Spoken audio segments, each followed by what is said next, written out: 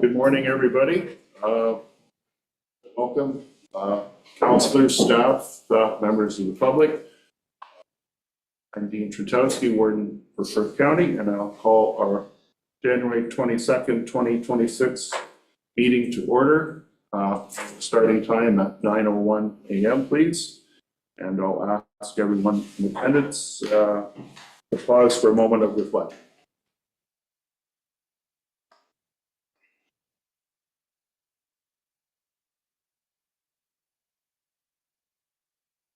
Thank you.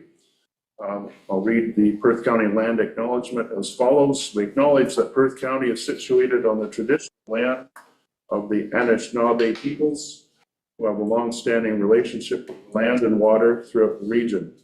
We honor and respect the history, languages, and culture of the diverse Indigenous, Métis, and Inuit people who call this territory home. As a county, we have a responsibility for reconciliation and the continued stewardship of the land on which we live and work. So for today's meeting, I'll note that Councillor Bob Wilhelm has sent his regrets and will be absent today. Joining us online, we have Deputy Warden Sue Orr, Councillor Todd Kasenberg, and Councillor Rhonda Agates. Welcome, colleagues. At this time, item 4, I will ask my colleagues for disclosure of pecuniary interest. Not noted at this time, but throughout the course of the meeting, should the need arise, then please indicate that to the chair. Item 5, confirmation of the agenda. I'll turn to Clerk Tyler Sager to ask if there are any amendments or changes to the agenda. Perfect. Thank you. Through the warden, we will have an addition under item 12.1. It'll be a closed session. The matter pertaining to litigation, there'll be a verbal update through CAO. Okay, thank you, Tyler. All right, with that, I will turn to colleagues and ask for mover and seconder of the agenda as circulated and as amended moved by Councillor Kellum, seconded by Councillor Duncan. All those in favor? Opposed, if any? And that's carried unanimously. Thank you. Item 6, consent agenda. 2 items posted. County Council minutes from January 8th, 2026, and under 6.1 and 6.2, City of Peterborough, Sustainable Funding for Police. Colleagues, anyone wishes to pull either of those items for discussion or debate? Okay, seeing none, I'll call the question. That County Council receives the consent agenda items 6.1 to 6.2 and approves the January 8, 2026 council minutes. Moved by Deputy Warden Orr, seconded by Councillor Smith. All those in favor? Opposed, if any? That's carried unanimously. Thank you. Moving on to section 7, public meetings, public hearings, and delegations. 7.1, we have a delegation today. The subject is the Ontario Agri-Food Discovery Centre financial support. This delegation will be presented by Mr. Steve Dolson, the chair, and I believe that Mr. Dolson will also be joining us online as well. Just waiting for that connection to come through.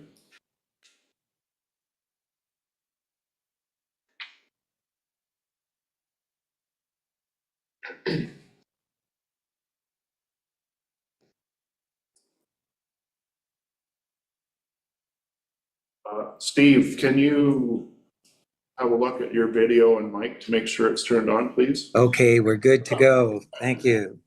Excellent. Welcome, Steve. Good morning. Thank you very much. Good morning, all. It's my pleasure to present to you this morning an update of what we've been doing with the Ontario Agri-Food Discovery Centre. It was 15 months ago. You can still hear me? Okay. Okay, 15 months ago, I came to your group and presented our first presentation as the chair of the Huron-Perth Ag Science Centre.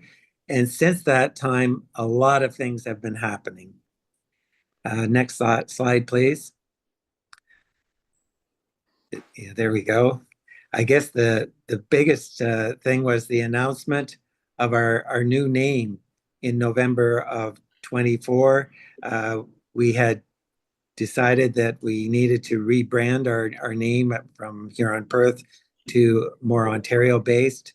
And we came up with announcing our new branding as the Ontario Agri-Food Discovery Centre, highlighting our intention to be Ontario's only centre focused at modern agriculture. The municipality of North Perth also at that time committed 10 acres of service land next to the Steve Kerr Memorial Complex to host the center.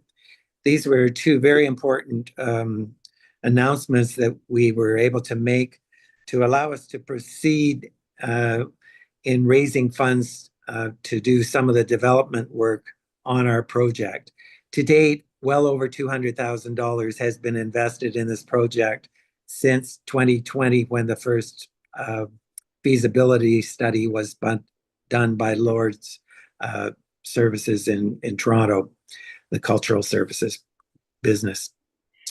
We believe the Ontario Agri-Food Discovery Centre will raise the profile of the importance of our industry locally, provincially, and nationally. Few people realize 1 in 9 Canadians are employed in the agri-food industry. Dynamic Earth is a center in Sudbury that is focused at the mining industry. It is long time that a similar center that's focused at the agri-food industry should be somewhere in Ontario, and actually it should be here in the heart of our most productive agricultural region in Canada. Next slide, please. This definitely will be a location for us to celebrate the impact of agriculture, getting those points across to the public and the people making decisions that have impact on our industry. Next slide, please. Through the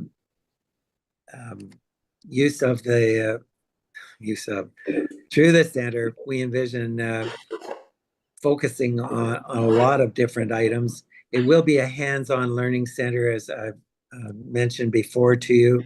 It's to be interactive so that people are having fun as they go. We're living in a time when few Canadians have a direct link to working farms or an understanding of the importance of our industry to fellow Canadians. Next slide, please. We will definitely be focusing on the fact that we want to combat the misinformation that exists about what happens at the farm level. We also want to make people more aware of the countless career paths that are out there throughout the industry. It will be an event center which will be available for industry to use for training and development.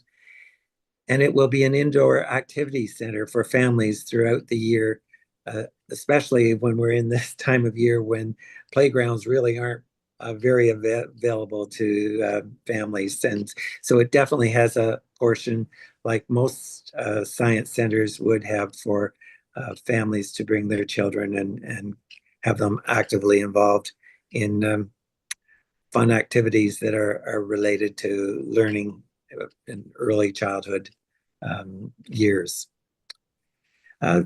These are things that are on a brochure that we have produced with some of the funding back a couple of years ago through Perth County, the Cultivating Opportunity funding that we received. And so we've been working at raising our profile. And next slide, please.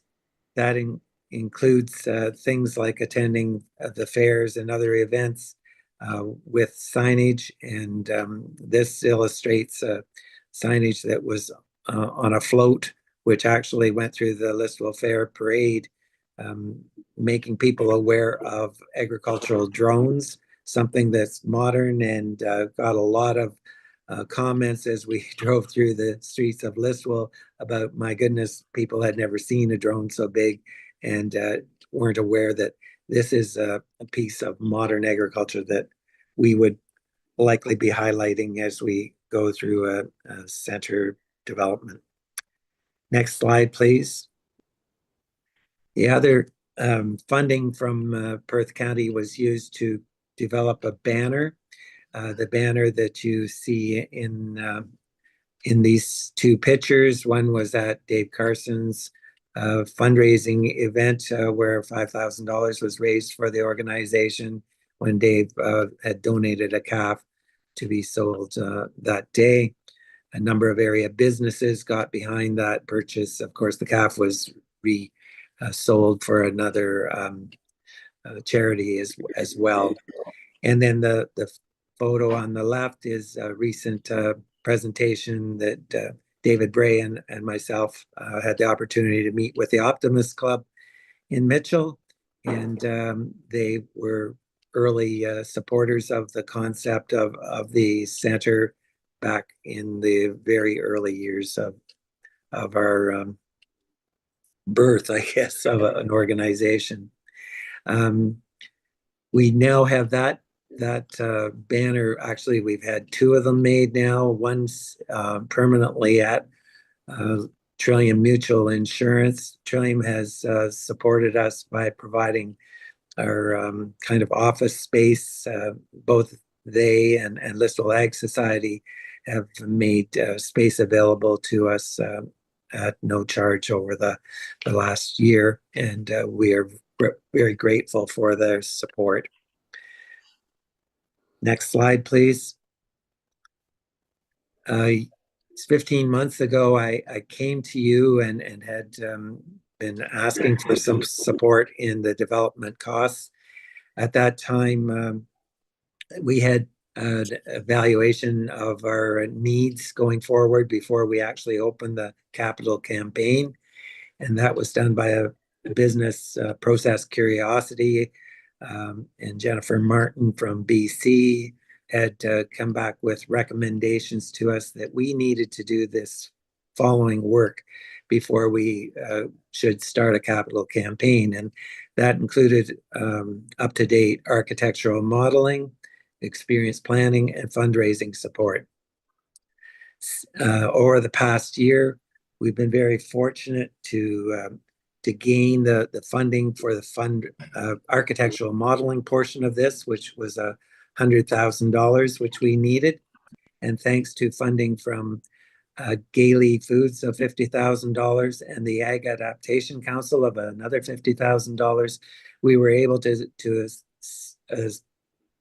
put out an RFP looking for our architectural firms to do this work for us. That went out in September. We did a tour if they wanted to see the site before they submitted their submissions. The bus actually overflowed. We brought them from Waterloo and drove through the rural community, came to the site at next slide, please, in Listowel. So and the next slide again, please. This was Apple Bottom Orchard and then the North Perth site. And then next slide, please. We moved on into the agricultural hall. These people represented over 32, I think, firms from mostly the metropolitan Toronto area, but Kitchener, Waterloo, the representatives. There was one person there from Nova Scotia as well. We gave them lunch and answered their questions. Plus, next slide, please. We spent some time with them on explaining the importance of the agricultural industry to them as well. So that was Andrea de Groot, who is also on our business development committee. And Andrea took them through a 15-minute session on that. They left that day, and about 3 weeks later, we were basically in a position to receive their reports or their proposals, and we actually had proposals from 41 firms from across Canada, involving people from coast to coast. They were very excited about the project, and it was not an easy task going through all those proposals. However, we did narrow it down, and next slide, please. We were thrilled to announce that we had awarded the contract to Moriyama Tashima Architects at the 1st of November, and we have been working with them at the development of the renderings, including an animation and design narrative report, which will be complete by the middle of February. We have been, as I said, they've been out here about 4 times since November, working with our board and the steering committee. So we're quite excited to really move to the next phase of raising funds to do the other steps of the event planning and things of that nature. So event planning, if we excuse me, involves it's not just the event, but the experience planning, I guess is more of what they call it. And it is estimated to be an expense of about $300,000 to do that project work. So that's what we're raising funds now to do. So this slide, the next slide, please, illustrates what we have recently been, the funding we have been getting, thanks to North Perth. The last couple of years, we've been receiving funding of $50,000 each of those years to help cover our administration and some development costs. We were able to, at that time in late 24 or mid 24, acquire the services of an administrator part-time, and that's what we're doing now. Ag Adaptation Council and Gay League Community Impact Grants, those are the grants that funded the not the feasibility study, but the architectural work that's underway. So now I'm coming to you today requesting Perth County, we would like you to be partners in this project as well. And we still need this upfront funding to do some of this other work. The industry has been very supportive, and we are also requesting at the same time, just for your knowledge, the Rural Ontario Development Program, we qualify, we believe, for about $150,000 there. So with your support, we will be able to move faster to get to that stage of getting to a capital campaign. We're quite excited about the fact that we will soon have the drawings of a site plan and drawings to share with you guys, as well as the community at large. Our expectations are to have an event early in March to introduce what has been, I guess, unveil the plans, and then in more details at our annual meeting at the end of March as well. So that would come, basically, we could move to the final slide, which is the connectivity of our different sites on social media and where we're at. So I would now be happy to answer any of your questions. Excellent. Thanks, Steve, for that presentation. Colleagues, any questions for Steve on this?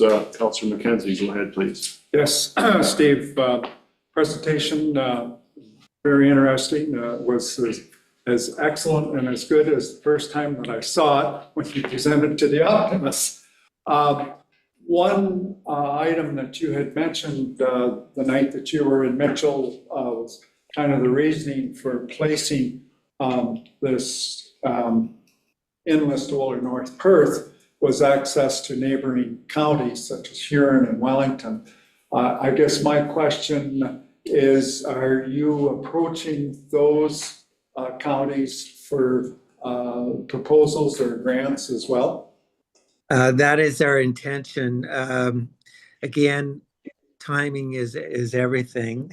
I know that, and we need to have the host county behind us in order to go to them and basically uh, show that there's at least support here, and that's why we're coming to you first.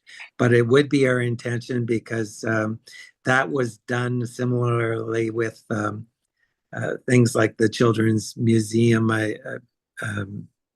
In London, I think a lot of the local areas were asked to support that as well.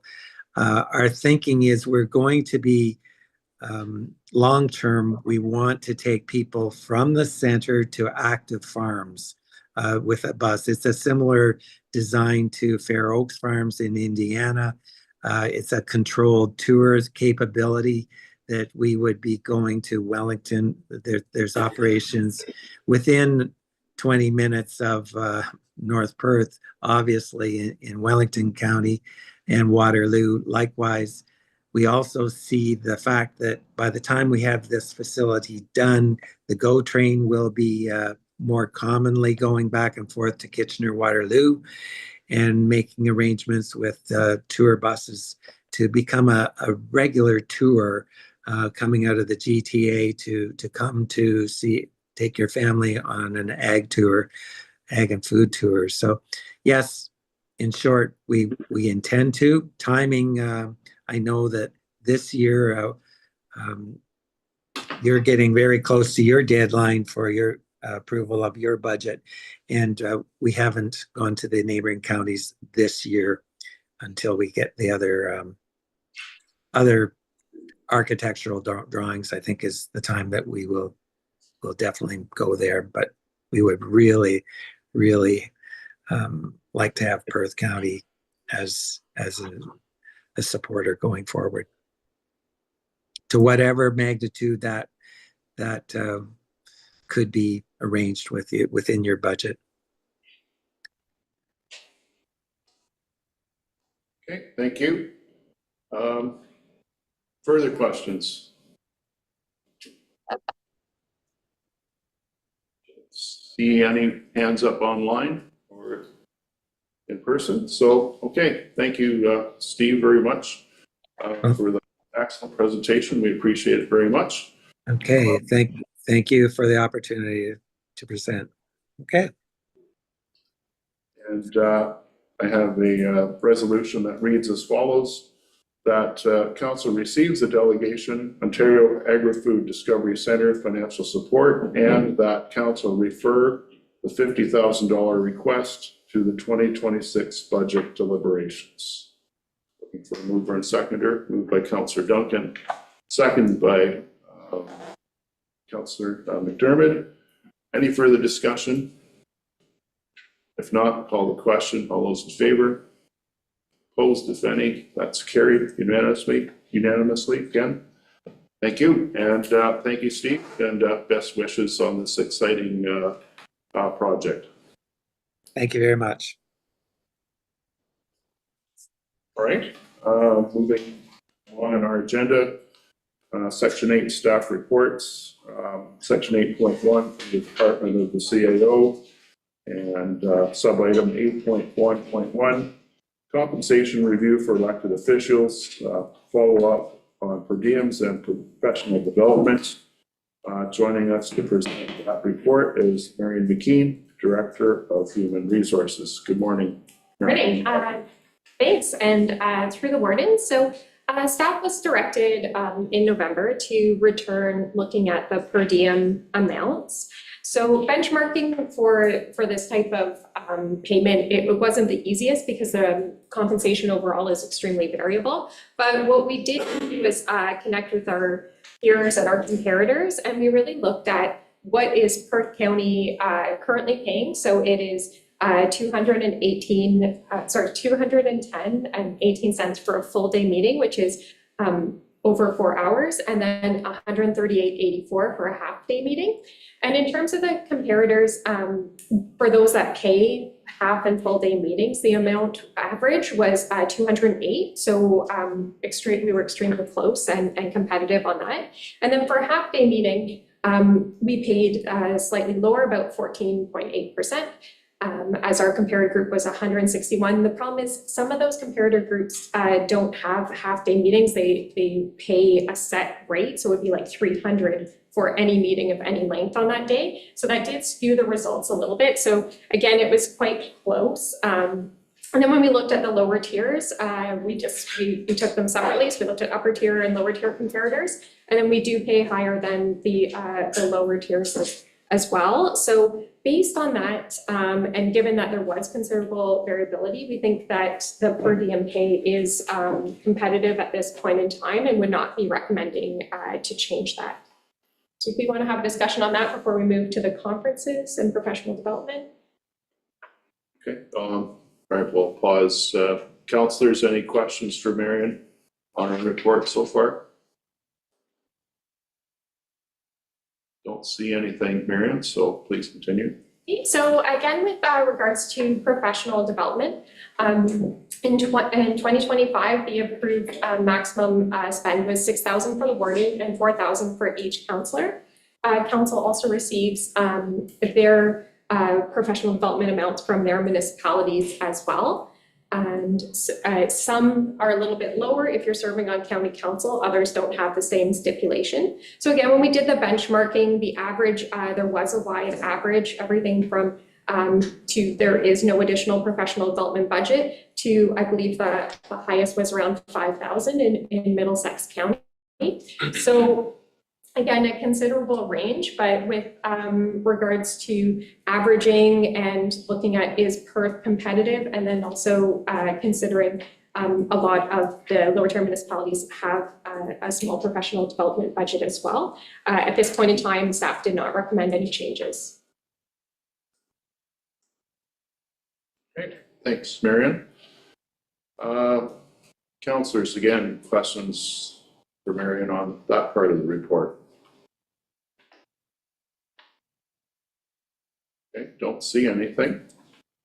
All right, so recommendation reads as follows, is that council receives a compensation review for elected officials, follow up on per diems and professional development report, and that council directs staff to maintain status quo with regard to per diems and professional development allotments for council.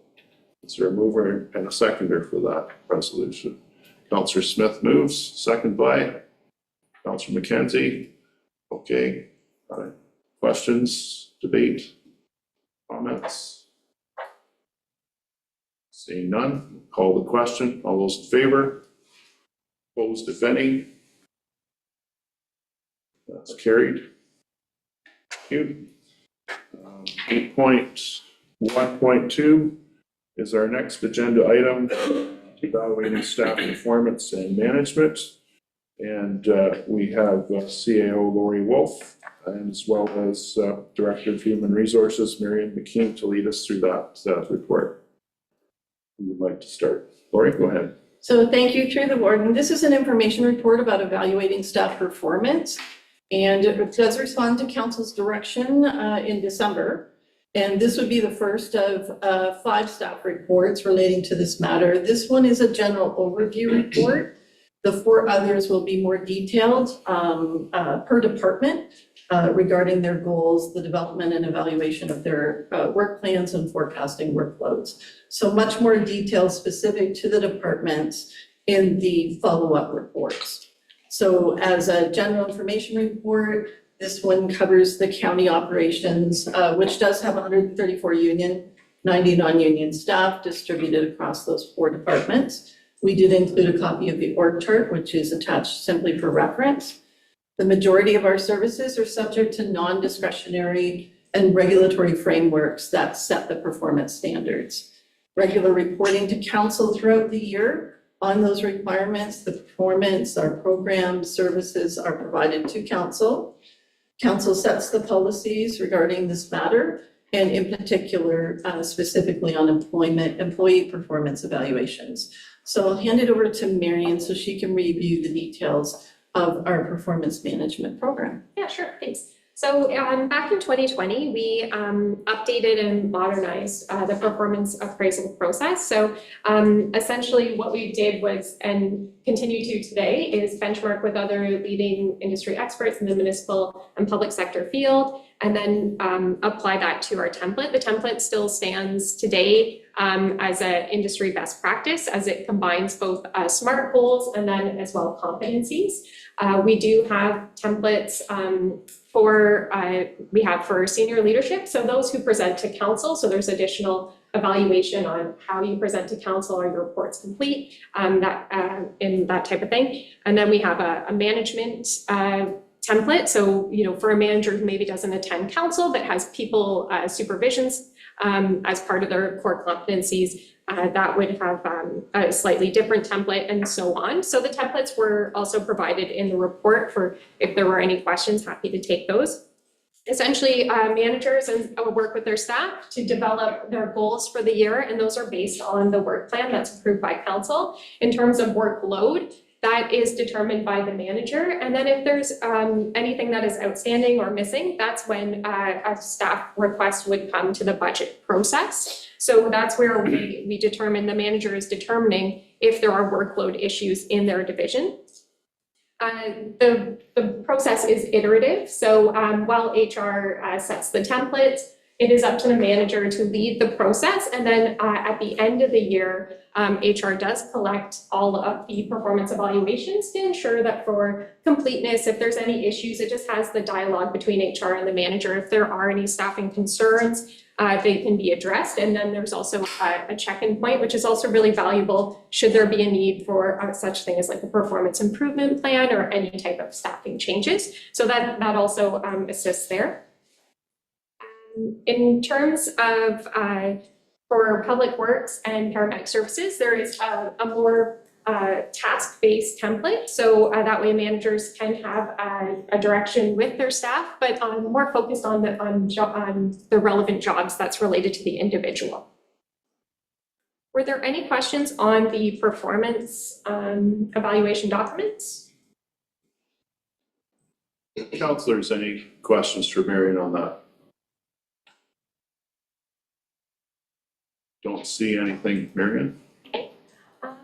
And then with regards to position descriptions and staff duties, so again, a couple of years ago, we updated all of the job descriptions when we went through the compensation and market review. So we made sure that all the job descriptions benchmarked to industry standards, and as well provided for managers and staff to have that discussion if anything needed to be changed in the job description. The process is currently during the year, and again at the end of the year when you're reviewing your goals and objectives to see if you've met, it is up to the manager and the staff member to look at the job description and say, are there any fundamental changes? And if they are fundamental, they would be moving to job evaluation. And as per direction, job evaluation would come back to council just for information as well. And that would show a change in significant duties. For this year, there has not been any submissions that a job has fundamentally changed in any way at this point in time. So from that perspective, that would be how the job evaluation process works and looking at major changes to the jobs.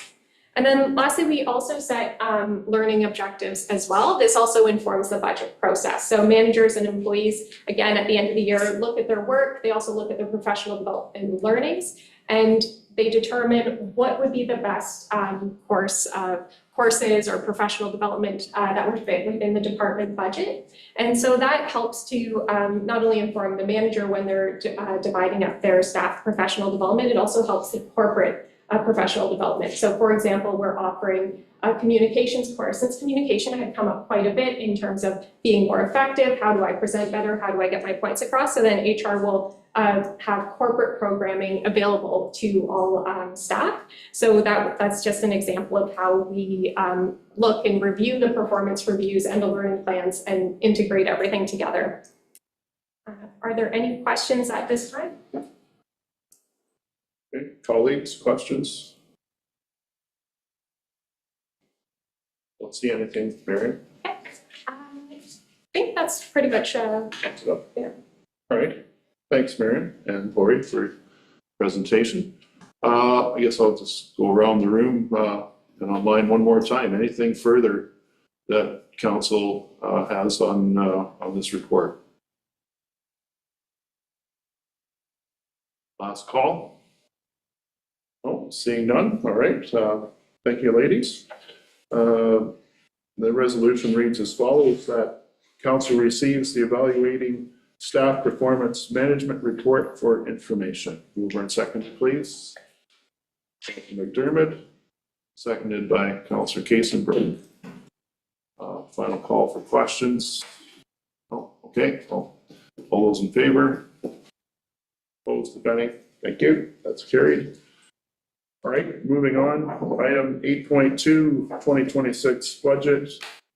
We have with us Corey Bridges, Director of Finance and Treasury Department. He will start us off 8.2.1, 2026 operating budget presentation, accompanied by Daniel Hubbard. Morning, gentlemen. Morning, Morton.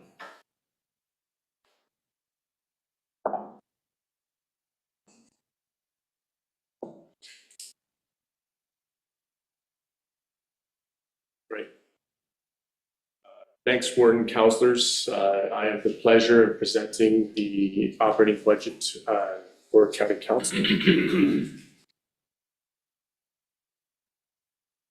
The proposed amount to be collected through tax levy is currently estimated at $27.5 million. With growth, 1.76%, accounting for $442,000, brings the proposed tax rate increase to 7.93%. The 2026 budget includes approximately $74 million of spending, with $64.4 million in operations. The 2026 proposed operating budget is set just over $22.4 million, or an increase of $1.35 million from 2025. The operating budget increase is 5.39% of the total increase from the prior year's approved budget. Many internal divisions are seeing between 1% to 6% increases in their operational expenses due to inflationary increases and maintaining existing service levels. Areas that are greater than inflationary increases are to deal with the service level impacts related to costs greater than inflation. Two of the largest impacts are winter maintenance in public works and wages and benefit costs within paramedics. These items are located again in the county's two largest service areas of public works as well as paramedic services. The internal impact of the county's county-controlled services, which include those two biggest services, is approximately 2.37% of the total. 2027, 2028 are within the budget binders as well, and projected increases for 27 would see an increase of a levy of $2.25 million, or an 8.19% increase to the levy, and then 2028 is a $2.1 million increase, or 7.07%. This is the trending line that we would like to see within the budgets as these inflationary pressures that we've seen in the past couple are again being softened. Additional considerations have been identified. We will be speaking to them in their areas of the budget. But they are highlighted here. As noted today of the delegation, there's the Here in Perth Ag Science Center at $50,000. Within economic development, there's a sign project valued at $100,000 addition, as well as increase to special projects within economic development of $30,000, and then the giant hogweed addition of $25,000. And to reference, 1% of the levy is $251,000. For today's process, I will be providing a brief overview of the factors impacting 2026 priorities for each of the divisions. After each section, I will pause and Danny and I, with the director and manager of the division, will be available for answering any questions of council. Items related to additional considerations will be highlighted in those sections, and we'll be asking councillors regarding the decisions on the addition items to wait to the end of the presentation of the operations to have that discussion. Now let's get into the budget. Shared services. Shared services include social services, Huron-Perth Public Health, Spruce Lodge, and Stratford Perth Museum. These services are either run by a separate municipality or a separate board. The net levy impact for 2026 is $652,000. This levy impact is approximately 2.6% of the 5.39, which I originally alluded to. Well, I should pause and then have a discussion if council would like to on shared services. Any questions for Corey so far on shared services? Deputy Warden Orr, go ahead, please. Is paramedics not on that list? Through the word to Councillor Orr's question, it is not, because we do that separately as it is controlled by the County of Perth. This is specifically items that are from outside boards or controlled by a management of another municipality. Thank you. Okay, Councillor McKenzie, you're next on the speakers list. The dollar amount grant that we give the museum, Yep. how much? The amount within the budget binder is estimated for 2026 at just under 125,000, which is an increase of about $6,000. Okay, thank you. Further questions? Don't see any. Corey, please carry on. The next section is council. Again, council includes all the expenses related to the activities of council. The increases are only related to the honorariums and meeting fees that do increase by COLA year after year. And the net impact is about $4,000. I will pause there. If there's any specific questions related to council, I can answer. Or Daniel can answer. Questions? Councillor Duncan, go ahead, please. Thank you, through your warden. Corey, what percentage of the overall budget is council expenses? Of the overall budget? Of the overall budget.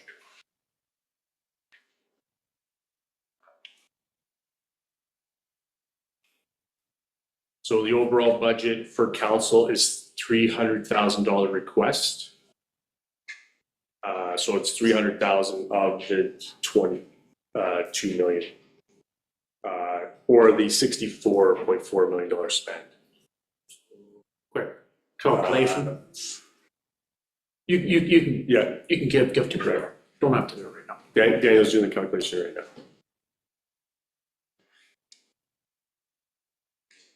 1%. 1%.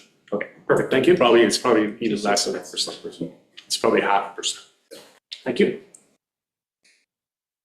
Okay, anything further, councillors? Move on. Okay, no, we'll move on to the next, please. The next item is general insurance. Based on the quote received from Aon, it was about 2% increase for 2025. The overall impact is $7,000. Pause there. If there's no questions, I don't see any, Corey. The next item is grants. Within this section, these are where some of the additional considerations are being located to. The one item as just provided through delegation is the request to Huron-Perth Science Center of $50,000. It also includes within this budget the stewardship program The budget allocates $100,000 in funds towards this stewardship program. Initial stewardship program development included recommendations to increase investment by $25,000 as a new program streams were introduced. As no additional grant streams are proposed for 2026 program, the funding level request will remain unchanged at $100,000. And then the last item would be the $25,000 related to hogweed. Council deferred hogweed from 25 to the 2026 discussion. Since the Upper Thames Conservation Authority CA advised that they are working on a project within their watershed to focus on coordinated management of the 3 invasive species, Japanese knotweed, giant hogweed, and Phragmites. They are seeking for municipal support in one or more ways, as this is funds available to help with this work, which is this request. Accessing municipal lands, contact landowners within the target areas, and help map and manage the species identified and controlled. This is an opportunity for the county to work with the CA in our partner role to help identify and control the invasive species. Given this new initiative, we are looking to have the CA attend future meetings to present the details of their program. That is specific to the grants, and then I'll open up the floor for questions through the board. All right, councillors, questions on the grant segment? Councillor McKenzie, and then followed by Councillor Eggets. So I guess I'm gonna be a little more specific, maybe particularly the hogweed situation. And I don't know what other municipalities are of the lower tier are doing with that. Like, we've certainly been working at this for a number of years and working with Upper Thames on it. We budget and have budgeted the last number of years funds to put towards this. I think anybody that has a water stream that runs through the middle of their municipality, that seems to be prone to where the hogweed finds a home. And it's a very, I guess you'd call it an invasive species, but it's a toxic weed, I guess is what you would say. And I think we should be supporting this at the county. Otherwise, in West Perth, and if anybody else supports it, I'm not sure, but like, we're spinning our wheels trying to control it here, and the landowners are quite concerned about it. And if we don't control it countywide, exactly what we're doing, we're spinning our wheels here. So I think, we should support, or we should throw some funds at it to control it along the county roads wherever there's a problem. Thank you. Councillor Eggets, you're next on the speakers list. Go ahead, please. Through you, Warden, so controlling it, does that mean that they're spraying it, or what are they doing with it? Because my understanding of the chemical companies is they don't even know how to control it. So what are we doing? If we're just mapping it, that's not controlling it. I guess that's my first question. Maybe Walter can answer that. What is West Perth doing? I'm not an expert on it, Rhonda, but my understanding is that they do spray it. They kill it down, but it takes a couple of years, and they end up cutting it right out. Like, but they gotta burn it down, and it's over. I understand it's over a 2-year period, but Upper Thames or one of the conservation authorities would be the expert on that. That's why it's so hard to eradicate. Like, we're getting rid of it. We're not just spraying it 1 year, back again another year. But over a 2-year period, we are eradicating. That's all I can tell you, Rhonda. I'm sorry, but like, we're spending money on it. And I just get the feeling that if we're not doing it in a wider area, we're just kind of spinning our wheels in a narrow spot. So is that what the conservation people are doing as well? Are they spraying it? They do it for us. We work through Upper Thames. Okay. After, we really don't do anything locally. It's through Upper Thames. And you know, because they have the expertise to deal with it. Yeah. Well, as long as they're spraying it and getting rid of it, I'm okay with that part. I don't want it that we're just mapping it so we know where it is, because that's not doing anything. So, Oh, no, we're eradicating it, and you know, I know where there are some areas, we had a bad patch, just to identify it, just a mile and a quarter south of Mitchell, and then east, right along, the bridge there, by a property there, along the river, and they've been working at that for a couple of years. And there's only certain times of the year that they can work at it, is my understanding. I know we've had some requests come in the fall, and it's too advanced at that time to really do anything. You have to wait until the new year comes that they can actually spray it to have an effect on it, and then they keep working at it, and then they can eradicate it. yeah, because I know one of the Perth Service counselors, he sprayed his, I believe he said in the spring of the year, and he was shocked when he went back, it was dead. But I don't know if that means it was dead, or it could come back, right? So, okay, thank you. CEO Wolf, you have a comment? Certainly thank you through the warden. We have been in contact with the Conservation Authority to ask if they would come and do a presentation to specifically indicate where they would be doing this in Perth County, so you could see the methods that they're going to use and confirm the location and how their longer range planning is for this particular topic.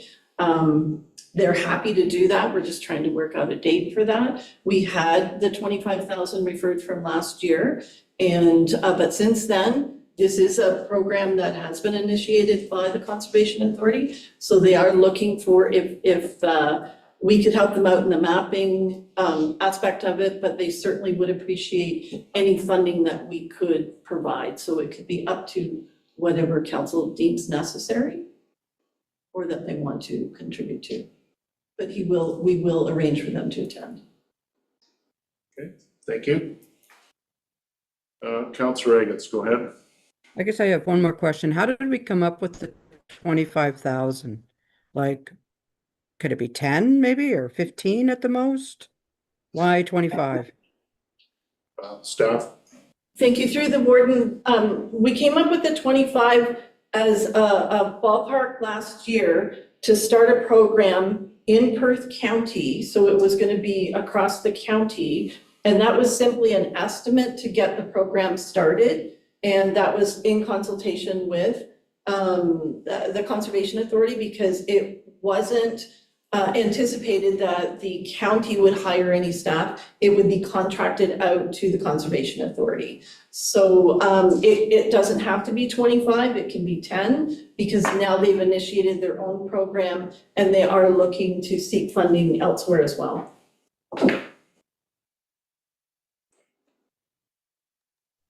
Councillor McDermott, go ahead. Basically then what we would be doing, we'd put this money away and then we'd be basically hiring them. If it was on our land, we'd be hiring them and paying them to come and do whatever needed to be done.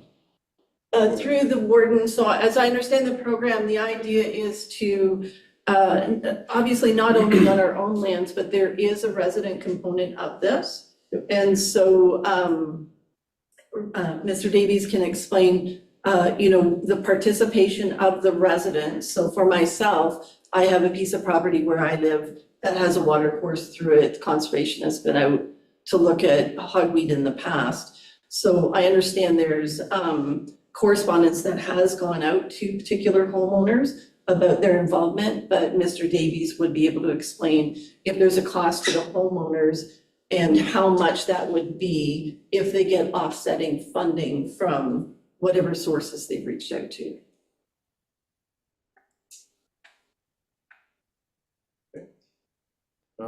Councillor Agates and then Councillor Kellen.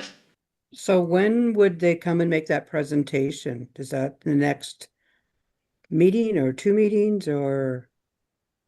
Because I'd like to have the presentation done first before we kind of decide on the dollar amount. Like, I think 25,000 is a little excessive. I think if hogweed is on your property, if it goes on my property, to me, it's partly my responsibility to pay for that and get rid of that. So I kind of like to hear what he has to say. So through the warden, we have been in touch with him to see if we could schedule him for the first meeting in February or later that month, or even the first meeting in March. So if council is interested in holding some funds in the budget, you can do that. If you decide after you have the presentation from him that you wanted to reduce that amount, certainly that could be done at that time. Okay, Councillor Kellum, go ahead. My question is similar to Councillor Reagan's. Okay, all right. Anything else? Councillor McKenzie. Just couple different places here at the same time, but just to give you an idea of what we spend in West Perth, we spend $6,500. That's what's in our budget, and that's what we have spent. So if we spend that much for one lower tier municipality, I don't think 25,000 is a way out of line for what we would do countywide. But I don't have the particulars how they come up with that, but I know we pay, and I think Upper Thames also is able to pay some provincial, I'm assuming, grants as well. But it's an expensive weed to get rid of it. And, it's not only a problem for people, it's toxic to animals as well. So, if you happen to have livestock that goes down near the river or whatever, and they get the sap or whatever on them, it's just toxic. Okay, Deputy Warden and then Councillor Kellum. Good morning. Looking at the grants altogether, this is not going to be popular, but I would like to take out the tree program. I'm not sure how much we have put aside for the spring intake, but I'm a believer that figure out what you do well and do it well. I think the Upper Thames plants, and I'm just using them, all conservation authorities, but they plant trees. And I think that we should be going directly to them and the farmers go directly to them. It's way more effective for the amount of trees getting in the ground to work with them directly. I would rather see the grant program. I mean, we did take away years ago, supporting small things like palliative care, hospice, or hospital. We don't do the small 10,000 grants to anything anymore. So maybe we need to be more effective here. I really like the Agri-Food Discovery Center. I would like to put money towards that. I would like to put some money towards the hogweed, but I'd like to go directly to the conservation authorities. And I think that we would be better use of the $100,000 that way. Then we don't have staff time on that program. And I think that's the effective use of our money. Councillor Kellum, go ahead. Sir, you Warren, I agree with Councillor McKenzie's of putting $25,000 into the budget for the hogweed. Obviously, it's a problem. We put it in, we listen, we have them come and do a presentation, and then if we need to pull it back out, we pull it back out, but I think we still need to put it in at this point. Thank you. Councillor Smith, go ahead. Yes, through you, Warren, to Councillor Orr's thought on removing the tree.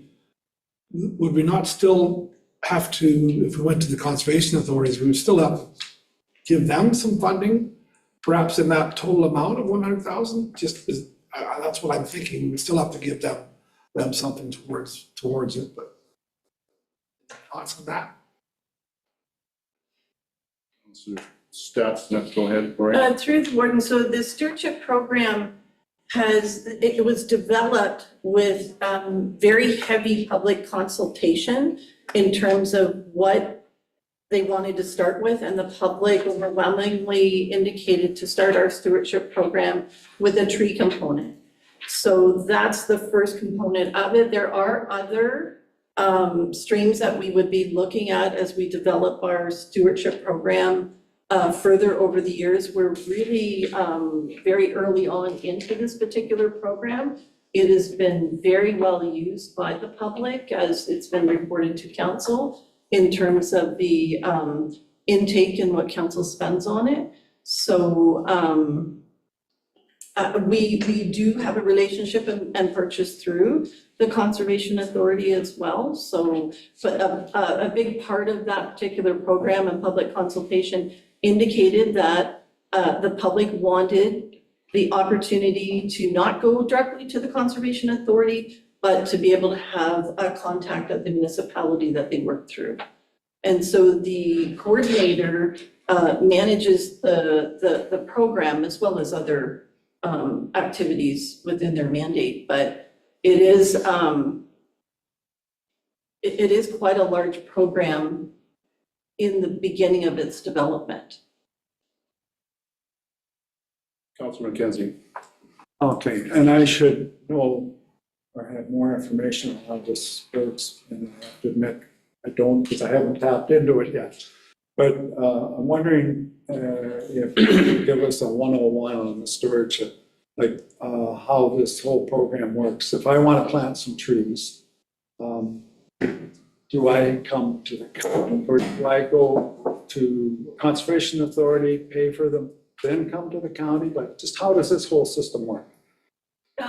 So Yeah, through the board, so the, our program is such that we offer grant programs with streams, certain types of planting streams, for the public to apply directly to the municipality. So they do that.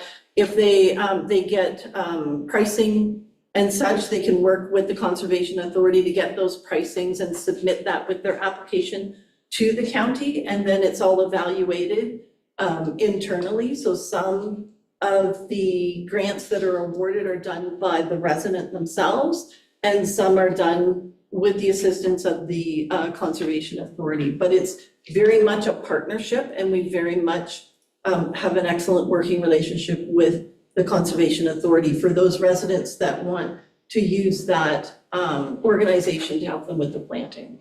And some want to use just a registered forester to assist as well. So if I could have a Yeah, supplementary. go ahead. I'm just trying to get my handle around the extent of it. So if I'm looking at planting an area of trees, so I could buy some, supposedly, well, let's say Savo Bayfield. We're talking about Upper Thames, so let's use one of the other conservation authorities there. So I could go to Savo Bayfield, purchase some trees, and then do I come to the county, or do I go to the county first and say, look, I want to get some trees because of my situation where I live, I want to go to a Savo Bayfield, I'm in that watershed. Just trying to get the idea of how this whole process happens. Okay, through the board, thank you, through the board. I think it would be best for us to bring the materials to you, but again, as a refresher in terms of this particular program. But there is an application program. You don't have to go to one conservation authority over another, depending on where you live, that's where you're gonna go. And you pull that material forward, put it with your application, you work with the coordinator to put the application in, and then the county decides whether or not they're going to financially support your application. So you would be reimbursed for your tree purchase, and you would know that before you order your trees. Okay, so, and I don't want to have a whole conversation here. So basically, you get your trees, you bring an invoice to the county, and the county would basically reimburse you for what you've got. But at the same time, there's extra money there that has, up until now, the county has put in. So you're going to get a bigger bang for your buck, supposedly, than if we weren't putting the money in. Is that correct? So through the warden, there are methods to be, all the information comes into the county, and so it's all evaluated, and they evaluate it if it meets our criteria for our particular streams. And then we work within the funding envelope that we have in terms of how much council puts in the budget. It's all reported back to council through our stewardship committee or through our agricultural working group, who do the evaluation. And so if you have a project that we don't have enough money to help you fund, then obviously it's a smaller percentage, but there generally is a contribution from the individual as well. It's to get more trees planted. And I'm not the expert on the particular program, so certainly I'd be more than happy to have a refresher for council and provide that information so you have it in detail. But we do report that twice a year to council, and all those details on the flow of the application stream, timing, when the applications are approved, and it is all done in accordance with our budget deliberations. Does that make sense? Yes, thank you. Okay, Deputy Warden, or go ahead, please, and then Councillor Kasenberg follow. I just wanted to explain from my point of view, as Perth South, we have the Conservation Authority come, they can explain to us how many trees they got planted in our area in a year. And if I compare what they do, because we as lower tiers do pay for their services, and yes, I am supportive of giving them the money directly, but I think it's way more effective to go directly through them. And I think our taxpayers already pay for that service through the lower tier, so I'm not sure that we need to do it through the upper tier. Right, thank you. Councillor Kasenberg and then Councillor Duncan. Thank you. I won't claim to be an expert on Conservation Authority programs, and certainly we have 3 different conservation authorities, if memory serves me right, that touch Perth County, and each of them probably offers different levels of action and service on tree planting. What I do know is this: Perth County is in rather dire straits when it comes to the health and extent of its forest. And I do know that our neighbors in Huron and in Wellington have invested substantial money from the county level in tree planting and other stewardship initiatives that are intended to address climate change, frankly. And for us to have what is already, in my opinion, an anemic program undermined further makes us seem like we have no interest in climate changes that are affecting our beautiful blue ball of a planet that we all need to do our part on. So I find myself quite troubled, actually, by the discussions. I can't say for sure that I know what the conservation authorities can and cannot do.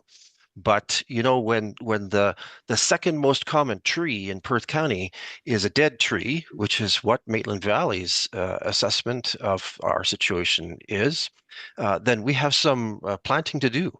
And I find myself worried that conservation authorities, in the midst and swirl of what the province is planning to do them, cannot achieve fully what needs to get done in our county. We need more trees. That's very clear.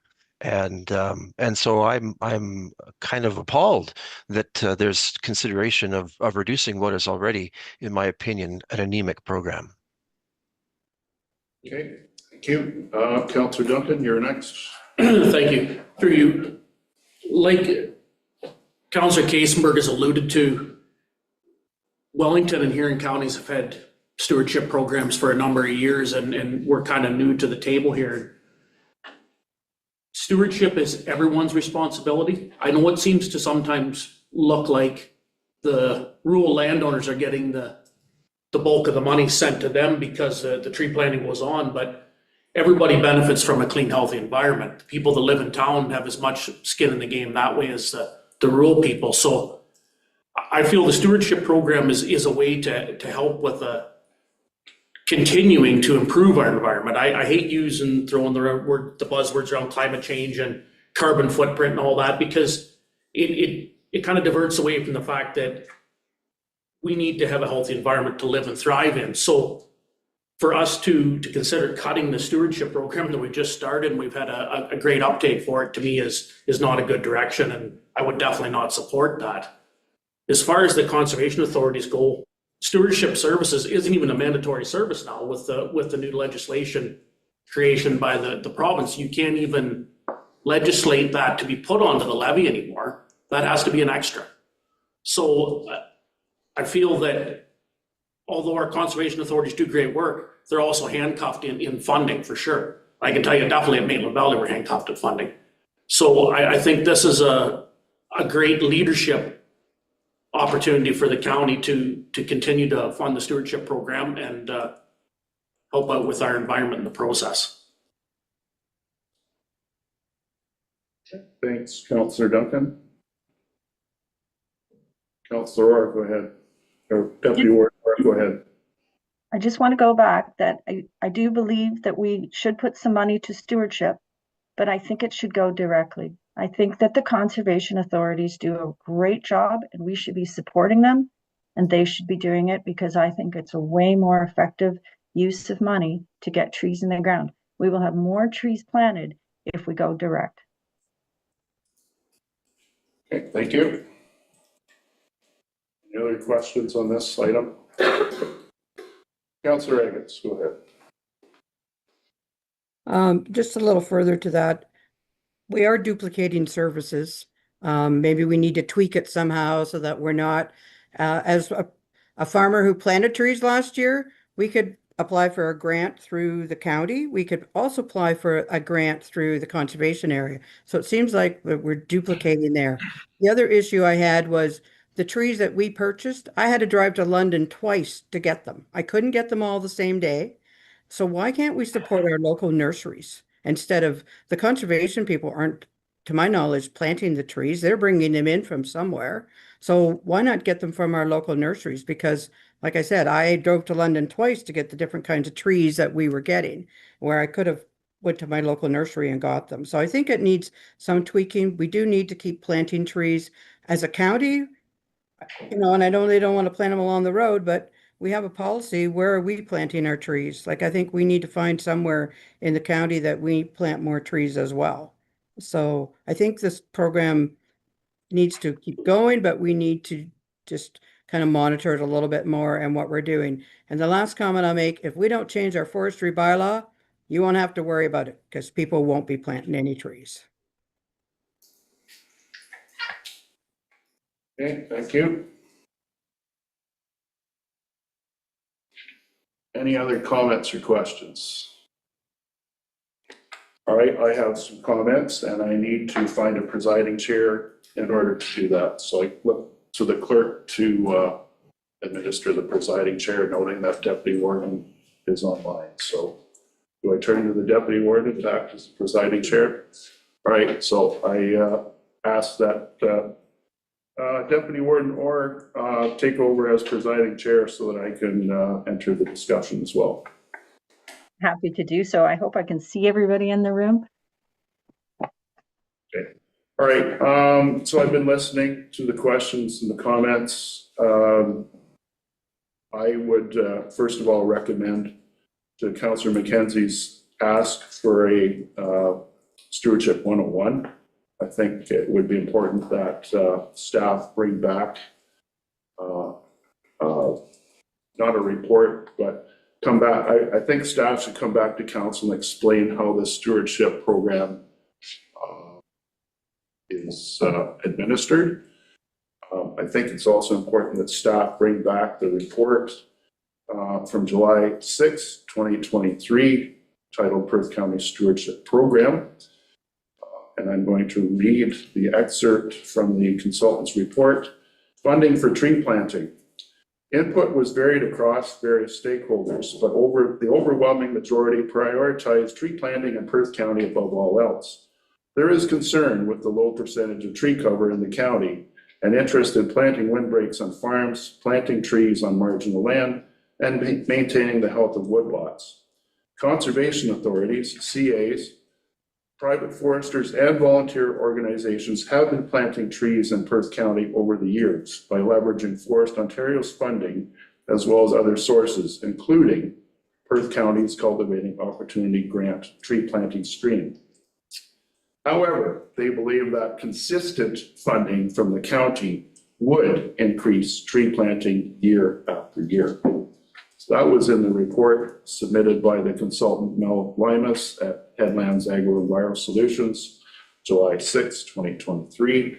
That report was contained within the staff report, subject Perth County Stewardship Program. And that report, when I turn to the minutes of the meeting, that report was endorsed by this council in full. So I think there's two things that need to be done. First of all, I think I would recommend that staff come back to this council and do the 101 session, as Councillor McKenzie has suggested, on how this program works. Second of all, there's the actual principle of the program in the first place. But right now, we're dealing with budget questions. And it's my position that the principle of the program is a separate discussion altogether. Going back to other comments, it's important that the county offers funds, because then I call it stacking. If the county puts money towards the application, the applicant can also seek funding from other sources as well, which would further provide the applicant with additional funds for their project. So the county it may appear as duplication, but it's actually addition by adding another funding stream to the disposal of the applicant to do their project. To Councillor Kaysenberg's comments, there's 4 conservation authorities that serve county. And it's more than just, there's different reasons for the tree planting. As was mentioned by the public, when we had the public consultation 3 years ago, some are concerned about climate, others are more concerned about erosion control, be it from wind or surface water. And to Councillor Duncan's point about leadership, our peers in surrounding counties are applauding Perth County for exactly that, the leadership stand that we're taking. And to Councillor Egan's point, duplication of services. Yes, I would agree that there could be some tweaking to the program, but I'm hoping that when the staff comes back with their 101 update, that they can provide they can shed some more light on this. So those are my comments. I would, again, strongly recommend that the staff bring some information back to refresh everyone's minds on council. The Agriculture Working Group is scheduled to meet on February 10th to consider the next spring stewardship program intake. I can confirm that there is, despite comments or opinions or thoughts to the contrary with respect to the tree bylaw, there is a very significant interest in this intake, and it could possibly include both private lands and public lands as well. So I will conclude my comments and turn back over to the presiding chair. Thank you. Is there any questions or comments for Dean? And you will have to wave because you're very tiny people on my screen. Seeing no comments or questions for the chair or for Dean, Warden, I'm bringing the chair back to the Warden. Okay, thank you, Deputy Warden. All right, we're finished with that section. Corey, we'll move on to the next one, please. Oh, sorry, Warden Kelly. So what are we doing with the hogweed? Oh, hogweed. I think right now, like we're not making decisions here right now. My understanding is we're putting comments out for consideration, and we want to go through all of the other items first before we circle back and start making specific decisions one way or another. So thank you. Apologies, Councillor Kelly. Okay, we'll move on to the next section. Next section within the draft budget is non-departmental, which contains revenues and expenses not attributed to any particular individual division. The reduction in net related expense revenues is approximately $423,000, which relates to the decrease in the provincial transfer of about $106,000, specifically related to Ontario Municipal Partnership Fund elimination, as well as also the elimination of the use of reserves from 2025, which was approximately $412,000. This total reduction, as noted, is $423,000, or a 1.68% to the overall levy. I'll pause there for any questions related to non-departmental. All right, colleagues, questions for Corey on the non-departmental section? Councillor Duncan. Just a quick question, Corey. What was the dollar cost on the impact fee again? The dollar cost, $106,000. 106,000. And 106,000, and they cannot get us an updated assessment schedule for how many years now? 2016? Yeah, we're into almost 10 years. Yeah, pretty frustrating.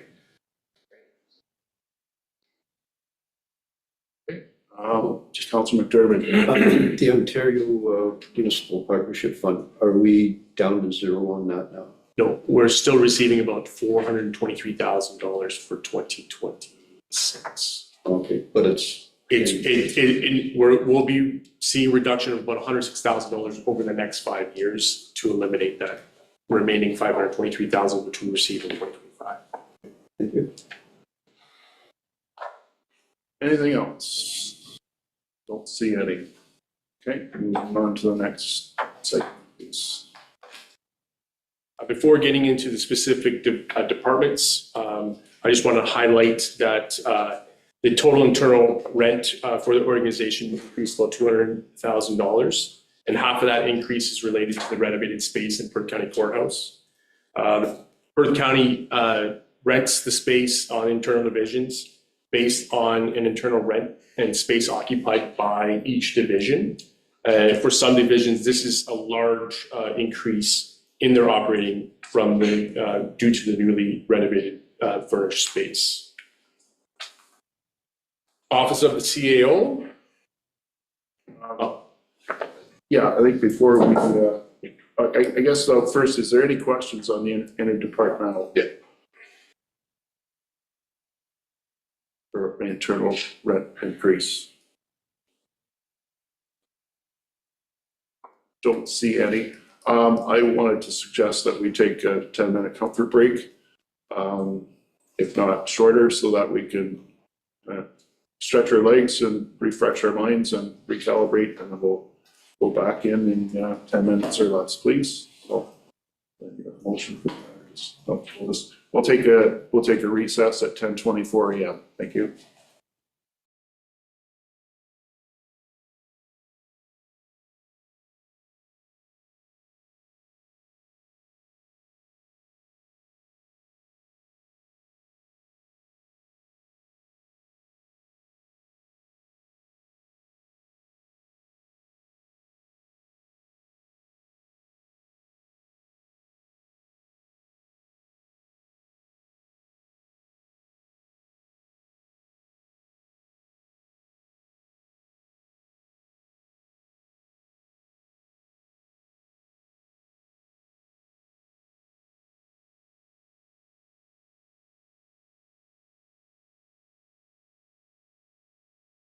Okay, welcome back, colleagues and staff. We'll resume our operating budget presentation at 10:36 a.m.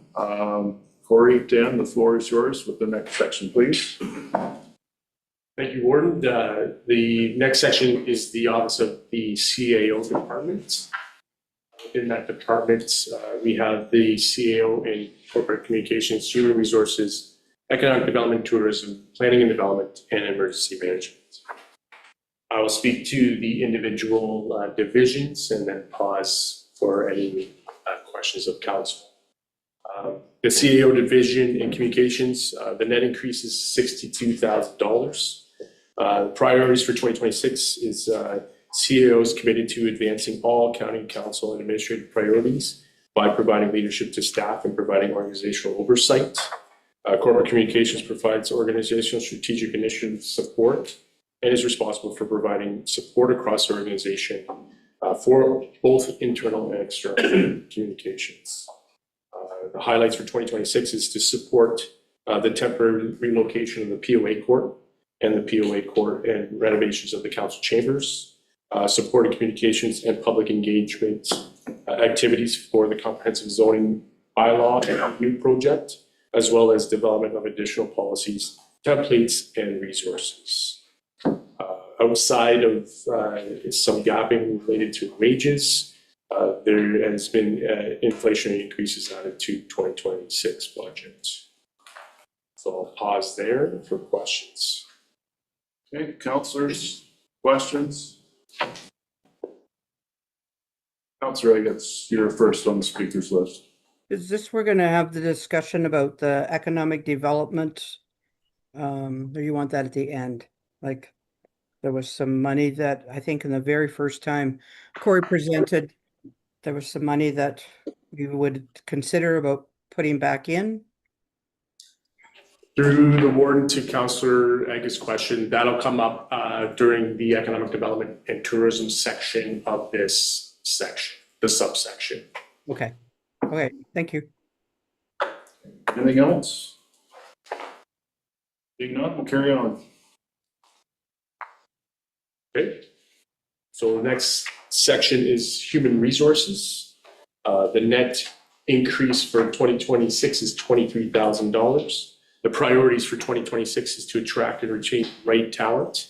HR will continue to work and to review and update job descriptions and ensure the clear staff requirements and implement updated policy as required by legislation and support the efforts of the collective bargaining, as well as enhance onboarding.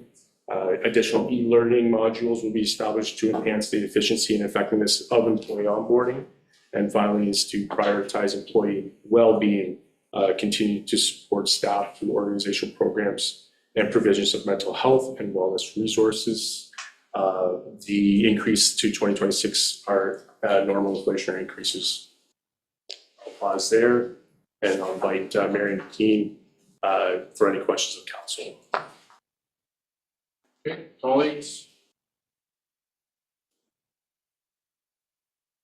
See any hands up? Okay, if there are no questions, we'll continue on. The next section is economic development and tourism. Within the binder, the net increase to 2026 is $45,000. For 2026, our economic development and tourism work plan focuses on a year-round delivery across all 4 member municipalities, with a clear emphasis on supporting local business, attracting investment, strengthening workforce, and growing visitor economy.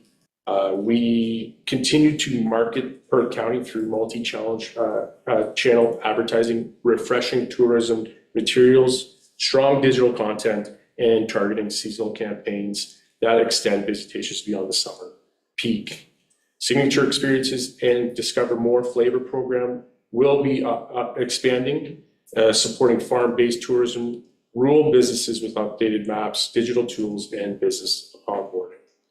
On the business side, the county remains committed to retention and expansion through direct outreach, business tours, promotional features, including investment-ready land and building inventories, workforce development and continued through employer toolkits, people of Perth County profiles, educator outreach and participation in job fairs and workforce events.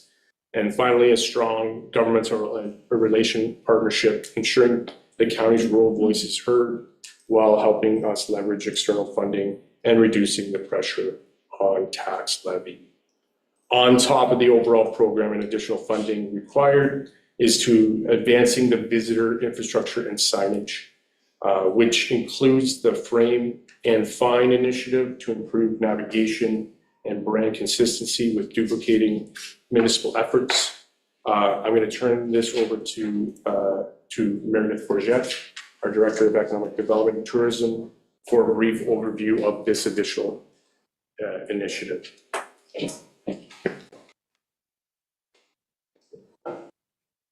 Thank you, Corey. So hopefully, Council, I guess this will answer your question in regards to the additional funding that was mentioned in the kind of pre-budget showcase. So I am pitching today that we do support an additional $100,000 in our budget this year for a frame and find project. For the past several years, we have a number of successful visitor engagement initiatives. This includes our 10 photo frame installations, farm gate signage, farm stand signage, our Instagrammable installations like the Corey Connors feature at Listowel Golf and Country Club, Moo's ice cream cutout, and the Henry Street Bridge project, just to name a few. These projects do exactly what they're intended to do. They create memorable places, encourage visitors to stop, take photos, and share their experience. What we're seeing now is that there is a strong focus on on our individual visitor assets, but they do not yet fully connect to each other. Many of these installations work best once someone arrives, but they don't necessarily help visitors find them, move between them, or understand how they fit together as a county-wide experience. That's the gap that we have and why we're proposing frame and find to address this issue. Frame and find is about turning what we already have into a system. It provides the wayfinding layer that helps visitors navigate to the photo frames, our farm gates, our signature experiences, and move between them. Rather than creating new standalone features, this program connects and amplifies existing investments. The first phase is called Frame, and it is entirely focused on planning and consistency. So developing a county-wide signage program, which has guidelines, colors, fonts, materials, accessibility standards, along with a location plan that identifies where signage makes sense and where it doesn't. This ensures future signage is coordinated, looks professional, and does not conflict with our municipal signage programs. The second phase is fine. We're going to prioritize the rollout of the identified locations and slowly roll out as the years go on. Frame and find does not replace or override municipal signage. It does not duplicate existing programs. It does not take decision away from our municipal partners. Over the past 9 years, we have invested in creating places where people want to visit. Frame and find helps us ensure people can find them. By improving navigation and consistency, we protect and maximize the value of those previous investments. This is about improving our visitor experience, supporting local businesses, and strengthening the county's overall destination readiness. And I'm happy to take any questions on that project, should anyone have any. Thanks, Meredith. Councillors, questions? Around here. Councillor Eggets, go ahead. Just for clarification, that 100,000 is in or not right now? Through the word to Councillor Eggets, it's not included within the levy request overall from county. Okay, so if we wanted to go in, we need to make a motion now to put that in?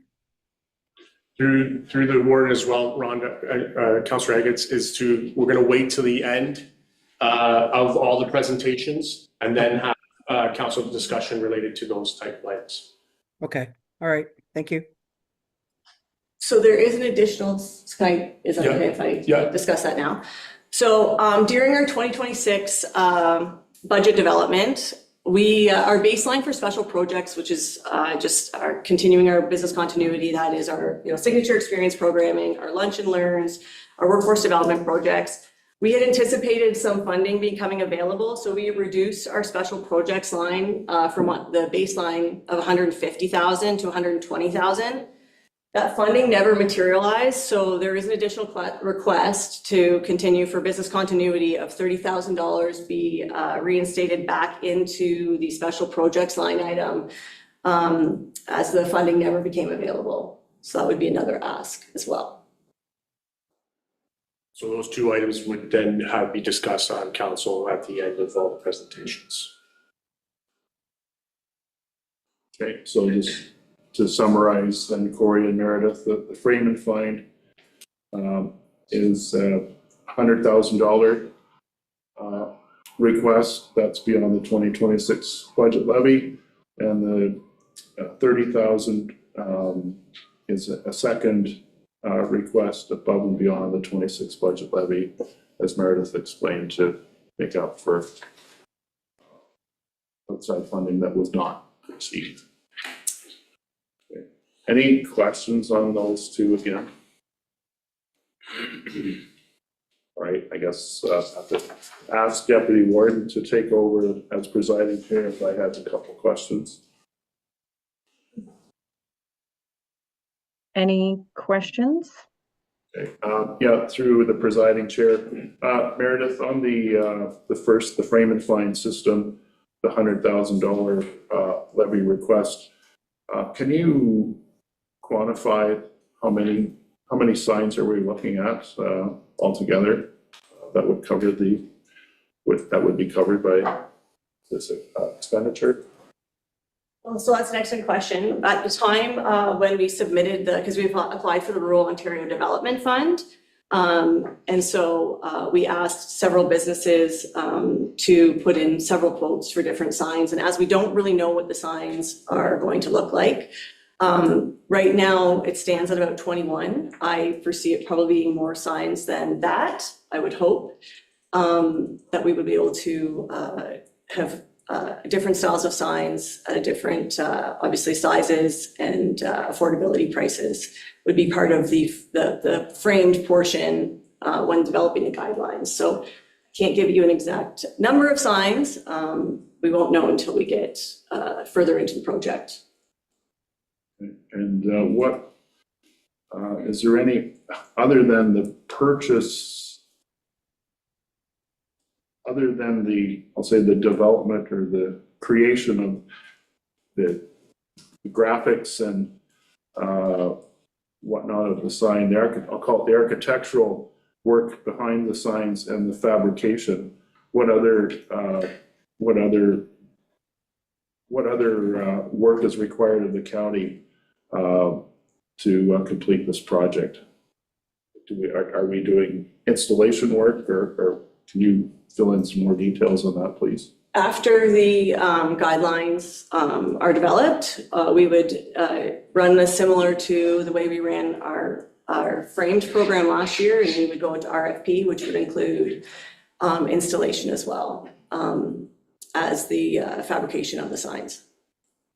So that RFP work, you would submit an RFP for third party to do the installation? Yeah, design and installation in one.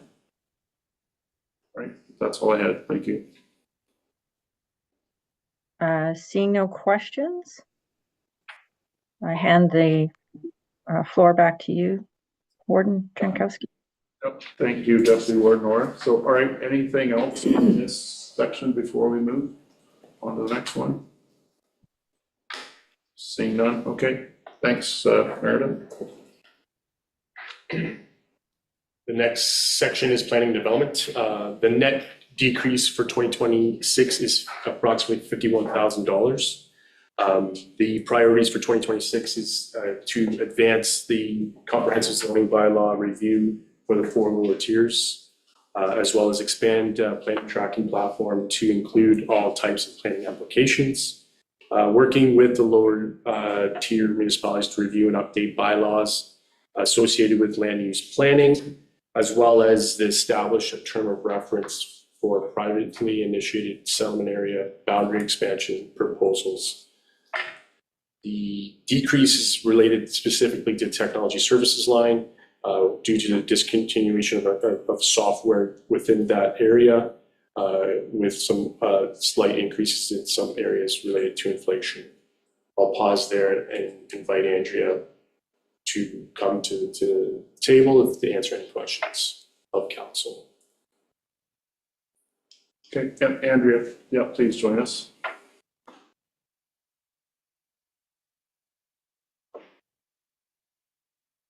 So Andrea Hackler, Director of Planning Services for the county, is joining us now.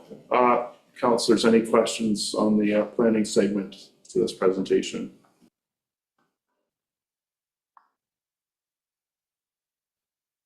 I guess it's good. Thanks, Andrew. All right, we'll move on to the next section. The final piece is emergency management within the CAO department. There is no service enhancements among all partnering municipalities within this emergency management program. It's similar to the 2025 programming. This programming will be reviewed in 2026 through conjunctions with paramedic services and to provide recommendations for 2027 budget year. The increase to emergency management is $2,000. Pause there for any questions. Okay, councillors, questions on that? Don't see any hands up. We'll move on to the next piece. Next section is corporate services. Within corporate services, it includes legislative services, finance, technology services, court services, in collaboration and coordination with prosecution services, as well as Stratford Perth archives. Legislative services, the net increase is $38,000. The 26 priorities are to create a process efficiency through digitization of financial records, specifically invoicing, as well as centralization of corporate office supply purchasing, as well as completion of the public access to corporate records, and ensure documentation and preparation are in place for council orientation and education related to elections. The overall increases are inflationary in nature, and we'll pause there, and Tyler's here as well to answer any questions of council. Okay, thank you. Questions for Corey on legislative services? Deputy Warden Orr, did you have your hand up? Yeah. Okay. Just curious, with legislative services, is that a one-time ask if we get that programming up, or is that going to be continual? I know it's in the operating, that's why I'm asking, but it was explained for digitization, so. Go ahead. Through the warrant to Councilor Orr's question, the priority is essentially the costs associated with time, resources within the divisions. So there is no additional ask. It's just one of the priorities that is on the foreground for legislative service for 2026. Okay, thank you. All right, Councillor Agates, you're next on the speakers list. Through you, Warden, I do have some concerns of what we're paying our weed and tree inspector for a part-time job. They're making a pretty good dollar. I realize that they're only paid when they go out, but I think at this time, I don't know if it's ever happened that we need to put an RFP out and put that job out to other people too, and maybe there's somebody else that can do it. Maybe not quite as costly, or I think council needs to look at that. I can remember when that line was 35 or 40,000. Now we're at 75,000, and that just seems to me like an awful lot for a contract part-time position. Staff, CAO Wolf, go ahead.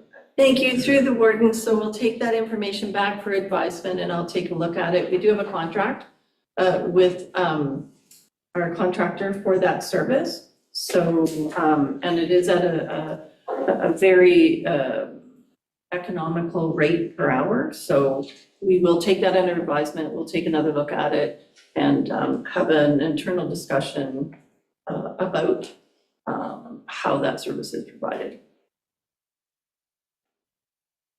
Follow up. Go ahead, Councillor Agates. Yep, sorry, I was trying to get unmuted. Excuse me. I guess my other question is with the prosecutor too. Like, I think maybe council needs to understand a little better how this all works. Like, we have a prosecutor in the other court system. We also have a lawyer on staff, and yet we have to hire another prosecutor to do this. And maybe there's a reason why it all has to be done that way, but I think council needs to understand why it's done the way it is done.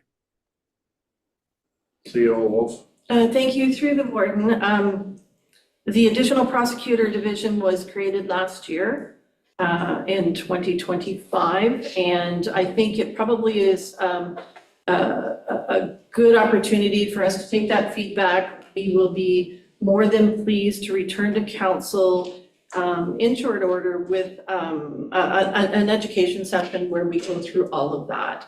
including the forestry, the weed and tree aspect of our requirements, and the prosecution as a refresher.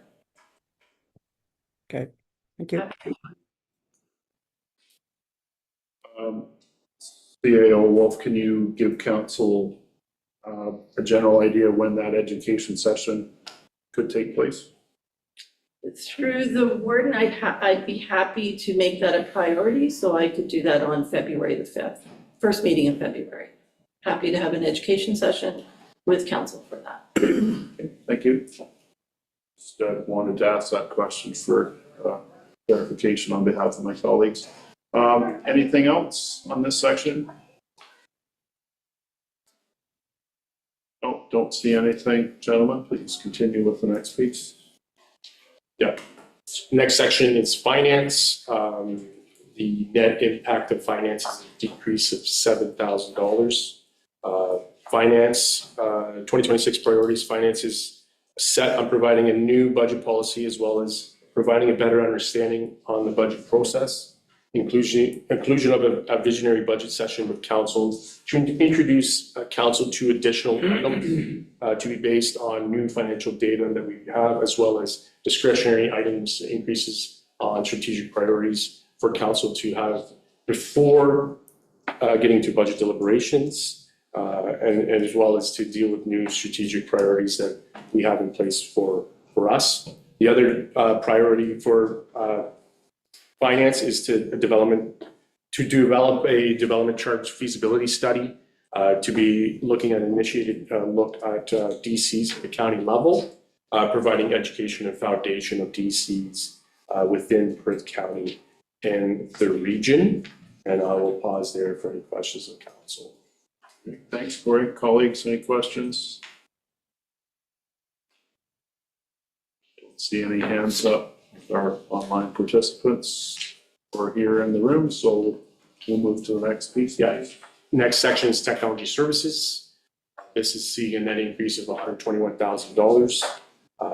This priorities for 2026 is deliver all the required technology solutions as part of the project to the renovation of the council chambers as well as the POA court services.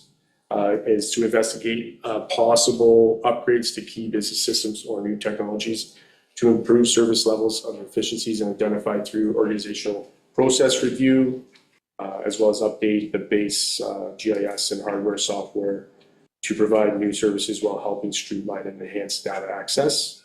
And finally is to develop a new and revised mapping and GIS online products required to update the county's zoning bylaw and ensure they align with the county's new updated official plan. It seems that this is the area that every municipality run on is the IT component, and it's kind of the fundamental area for organizations to move forward in this technological age that we see. Other increases are inflationary in nature, with somewhat larger increases in our annual software and servicing licensing costs.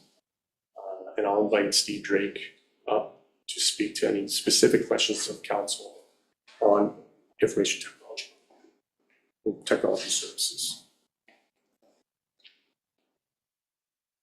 Welcome, Steve. Good morning. Thank you for joining us. Colleagues, any questions for Steve on the IT?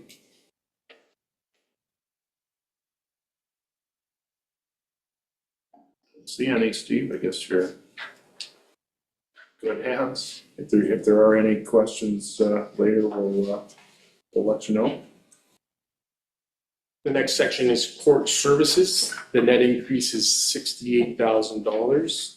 The priorities for 2026 is, again, the renovation of the court and the council chambers for a room that functions as a multi-purpose space, as well as continue with high level of service to the public and judiciary, and continue to receive additional court dates to assist with scheduling court cases.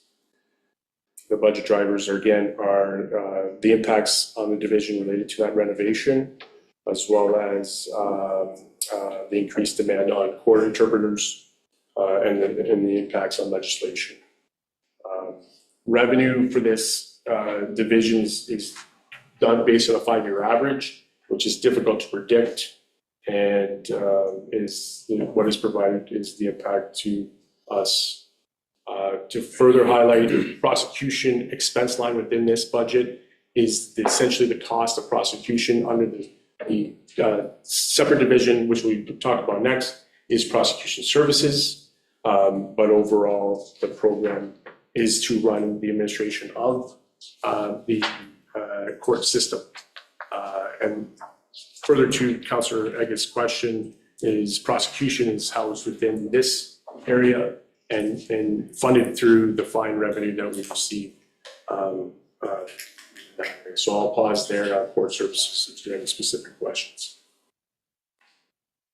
Colleagues, questions on the court services segment? Councillor McKenzie, go ahead, please. I'm not sure that this is maybe the place to ask it, but with regards to the court and courthouse and the renovations to the court in particular, are there any provincial or federal grants that we can tap into? Let the staff to reply.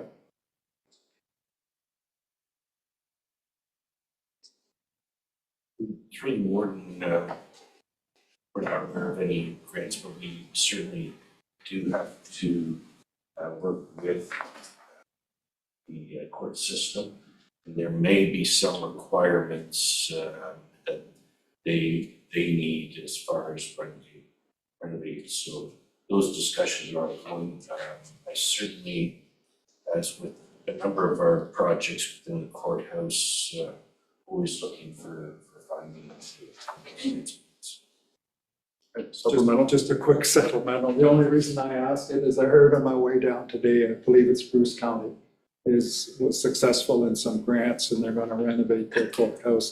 And I believe open the former jail that's been closed for 10 years, and they're gonna renovate it and open it up again. But there was a mention of a grant, I can't remember the amount, or maybe it didn't say, but to their courts. That's the only reason I asked. Okay. Thank you. Any other questions on this segment? Don't see any. We'll move on.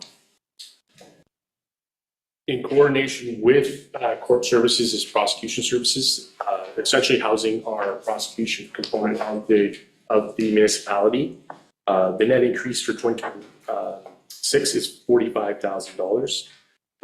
The inflationary increases are related to wages. There is a large addition related to overhead, as noted in here. Overhead is based on prior year's budgeted expenditures, and since this was a division added in 2025, there was no 24. So now within 26, this is the allocation of overhead for prosecution services for 2026 year, and makes up majority of the increase within prosecution services. I'll pause there if there's any questions. Okay, thanks, Corey. Questions?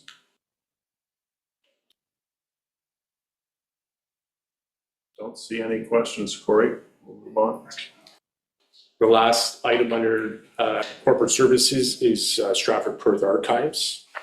26 priorities include implementing reference and event policies, public awareness of services available in Stratford Perth Archives, as well as launching a virtual research appointment service for 2026, and reviewing and updating all records in Stratford Perth Archives collection management database.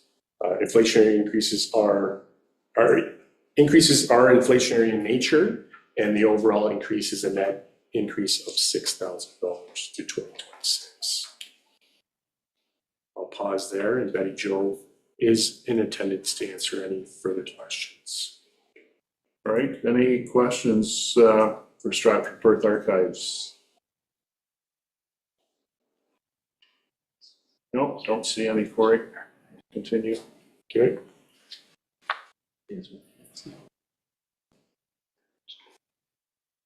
Now on to essentially our largest two areas of services, public works. Is one of them, as well as finalized would be paramedic services. Public Works, the priorities again are to rehabilitate, resurface portions of line 43 and Perth Road 138, Perth Road 130, and Perth Road 147, and to evaluate and assess conditions of the road work. Continue bridge and culvert rehabilitation replacement schedule by replacing culverts on 107, as well as evaluating options for future replacement on Perth Line 120 and Perth Road 163. And update those and undertake again a renovation to the court of the council chambers at one Huron, providing a dual purpose for both county council and POA courts. Under administration, the net increase is $152,000. A majority of that administrative increase relates to overhead.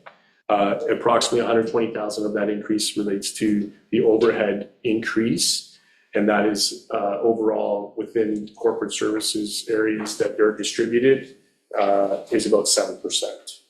I'll pause there for the administration section, and if there's any questions of council. Okay, thanks. Corey, anything here? No, we'll move on. The next section is roads. It does show a decrease of approximately $200,000. The major impacting areas for roads is winter maintenance, which seeing an increase of $600,000, as well as a shift of municipal drains to be funded from the Bridges and Culverts Capital Reserve of approximately $860,000, which then would show a overall decrease of approximately $200,000. The other $100,000 deals with other general maintenance type changes, inflationary in nature. And again, I'll pause there for any questions of council. Councillor Duncan, go ahead with your question. I've got a couple of questions for you, Warden. Line 6720, the contractor, there seems to be quite a decrease in contracted services. I just wonder if the reason behind that is. Through the ward to Councillor Duncan's question, that is essentially specifically related to the changing in programming for our capital maintenance. So capital maintenance, crack sealing, and other preservation type items have decreased within this budget from previous budgets of about $500,000 to a $200,000 program. And that shift is essentially a reduction in the estimated contractor cost for pavement preservation type items. Okay, back to that. Yeah, I'm good with that. That's fine. That covers both. Yeah, the other one, I'm not going to relate to the question. That covers it. Good. Anything else? No, we'll move on. Okay, next section is facilities. The net increase is $339,000. Majority of the increase relates to the operation and the amortization of the Connecting Link Courthouse campus renovation. With the increased amortization and interest and charges related to the debenture, the overall increase is about $270,000 of that $339,000. The remaining $69,000 represents inflationary type items within facilities. I'll pause there if there's any questions. Colleagues, anything here? Nope. Don't have anything. We'll continue. The last section under Public Works is fleet. The net increase is $257,000. Increased cost in fleet relates to the future replacement of our vehicles at the end of life. Approximately $175,000 to $257,000 deals with those escalating costs in vehicles and ensuring that we, over the next 3 years, have money retained in the fleet capital reserve to fund our frontline vehicles, particularly plows within Public Works and ambulances and paramedics. Pause if there's any questions of council. Colleagues, questions? Councillor Agus, go ahead, please. Through you, Warden, maybe this is a capital question, but I know at the last meeting we talked about the pros and cons of leasing or owning one of our pieces of equipment. I'm just kind of wondering where that ended up. Staff, go ahead. Through the warden, that is part of the capital budget. Yeah. We will, as we will be looking at this when we go to procure. So we'll be looking at different options when we go to do that procurement.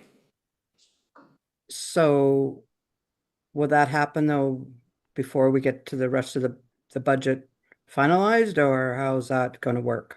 I guess that's my, Through the when warden, is it going to happen? through the warden to Councillor Eggett's question, essentially what would happen is if it does go to a lease, the annual lease cost will definitely be less than the capital budget request of 305,000. And it would be an item that would have been brought back to council at that time for approval when those items do come. So within the budget, it's the higher amount that we budgeted for. One of these other options related to leasing would essentially be less in the particular budget year at that time. So what recommended from staff would be council to approve the higher amount within the capital budget. And then if the option of council is to lease the item, that we would not have to withdraw the amount that has been budgeted from the fleet reserve. It would be the lesser amount, essentially the cost of the annual lease at that time.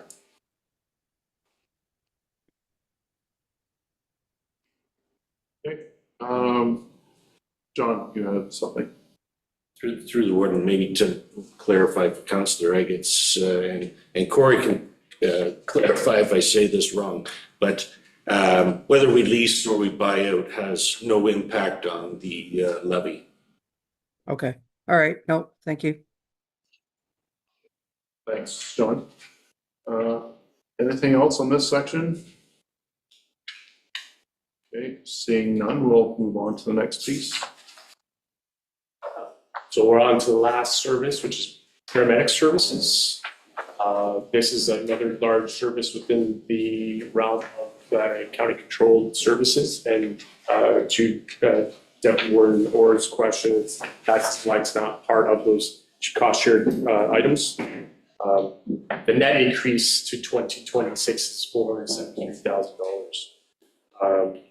The area that we're seeing is, again, the demand on these frontline services in relation to long-term care of health. The priorities within paramedics is to, again, is to finish the master plan to council to align the strategic direction for paramedic services, is to work with the province on a new triage system that will also mean the county will have to refresh our tiered response agreements with various municipalities. And as well as enhance our vehicle safety through improved driver feedback system. And also refreshing the public access defibrillator program to maintain community readiness. The 2026 impacts are specifically related to wages and benefit costs. As we continue with the benefit side of things, to continue the investment in the robust wellness strategy, including training, peer support, and cultural initiatives. It does anticipate in a backfill, which is identified there, 1.83 hours to parental and maternity leaves, with additional hours being added to 2026 based on 2025 trends, as well as wages are being impacted factor as we continue through union negotiations for a new contract to start Jan 1, 2026. I'll pause there. Finalize this service is shared with Stratford and St. Mary's, and what is provided to you is Perth County's share of that increase. All right, questions for Corey on what we've heard so far for paramedic services?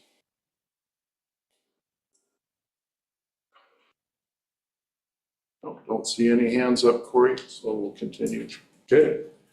So to that, we will be coming back to those additional considerations that have been mentioned by Councillor Kellum as well as Councillor Eggett. And I will turn it over to the warden to initiate any conversation related to these type of items. All right, so what we'll do first, there's a resolution that reads as follows, that council receives the 2026 operating budget presentations. By Councillor McDermott, second by Councillor Kellum. Any discussion? Again, I'll reread that council receives the 2026 operating budget presentations, which has been moved and seconded. Okay, seeing no hands up, I'll call the question. All those in favor? Opposed, if any? That's carried. Okay. All right, so now,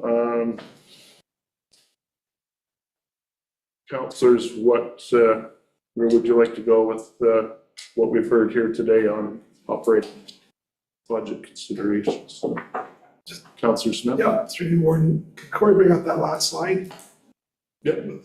That'd be great. Thank you. Was there a question or no? Okay, you just wanted to see the slide, right? Okay, so we've heard a lot of information here. There were items that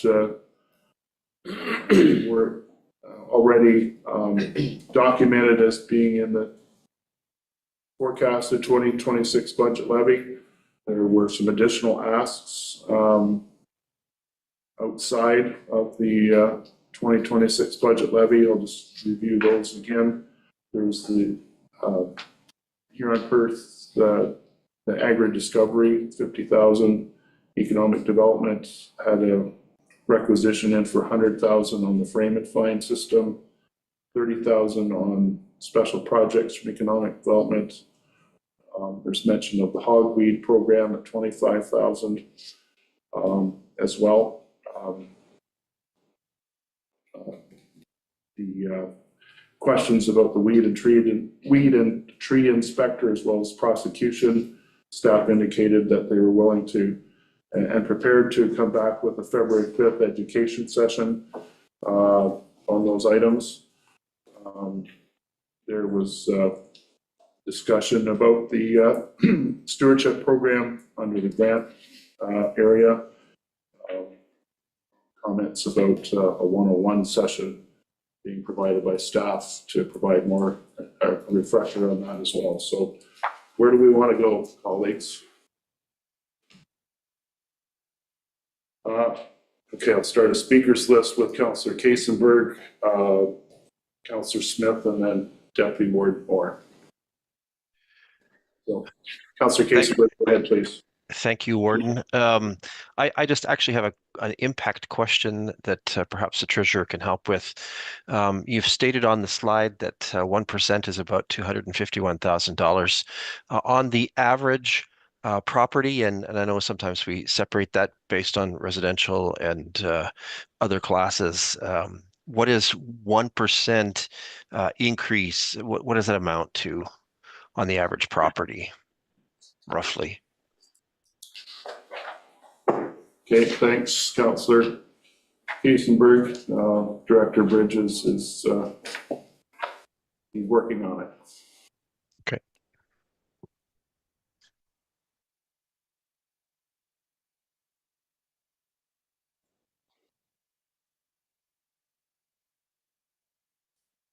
Approximately $10 to the typical single detached home in Perth County. So 250,000 would be approximately $10. I've also broken it down to $25,000 increase would be $1. So 250 is which is 1% is $10. That's satisfactory, Councillor Kaysenberg? Yeah, okay. All right, Councillor Smith, you're next on the speakers list. Three more, and the 1% on that last slide is the 251, but the The amounts that are not included totaled 205,000, I'm correct? Is that correct? Right, so that's a little less than 1%. I'm in favor of leaving all those in. And after our discussion with our stewardship 101, look at the hogweed, that's part of our 101, I assume the hogweed is as well. That if we have to lower that, then we lower that one, but I'm in favor of leaving everything in that's been listed on the last slide. Thank you. Okay. Deputy Warden Orr, you're next on the speakers list. Yes, thank you. I would like to see us have our stewardship 101 and talk about the hogweed before we do a final vote. I am in support of the Agri-Food Discovery Center and the economic development for the signage. I think, people aren't going to the States these days. I think anything that we could do to promote them to come here will be a benefit to us all. Okay. Anyone else? I'll go to Councillor Callum first and then Councillor Kasenberg. If Councillor Smith is making the motion to accept them all, I would second that motion. Thank you. When it comes to the floor? I don't believe a motion's been presented yet, so, but I'll go to, so that's, okay, that's, you're expressing a desire right now, but there's been no motion's been made yet formally, so I'll go to Councillor Kasenberg and then Councillor Eggets. I think Councillor Callum stole my thunder, which is I think I'd be prepared to sponsor a resolution that looks at adoption of all of those items. Me too, I'm interested in finding out about the hogweed some more, but I think at this point, let's advance the budget with the hogweed in at that amount, and if we decide we need to adjust it, we can do that after appropriate education. Okay, thank you. Councillor Eggets, you're next on speakers list. Thank you, Warden. That was my comments as well. I just would like it in the wording of the motion, though, that we're going to look at the hogweed some more, not that it's a done deal. Because if you word it that way, then it sounds like that it's in. If you move all those things, so I'd like the wording to be in there somehow for the hogweed to further to consultation. I'm not hearing a lot about the hogweed anymore. It's probably still out there, but I don't hear the farmers. I'd like to talk to some of the farming groups and see if they're as concerned about it. I don't hear them talking about it. Okay.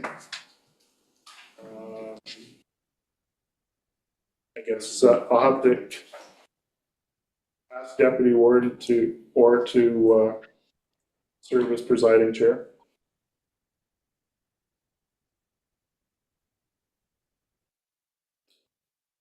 You're muted, Sue. Sorry. Okay. So to your query, Councillor Eggets, I have heard from a couple of members of the farming community, individuals, not as a whole, but I can say that problem is real and they are concerned about it. And they had approached me to see what the county could do about it. So it would be interesting to find out more from the ag community, exactly what their thoughts are, what their stance is on it. But I have heard from individuals in the farm ag community that are concerned about it. I can say, I guess, further to Councillor Mackenzie's comments earlier, municipalities are having issue with it, at least at West Perth in the public spaces, particularly the trails recreation areas.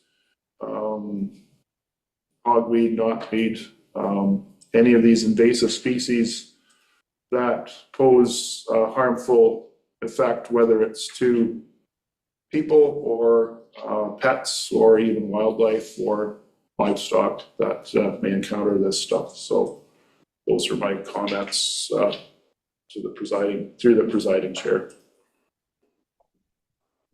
Any other comment? May I ask a question?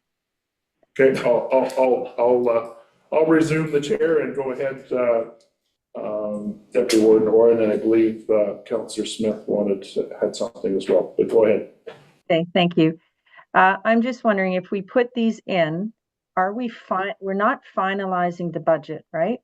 We are still going to have further discussion at the next meeting because there's, I still have a couple, I got one question, but if that goes in, then he comes back and he presents us, here's the rate that we're at, and we go from there.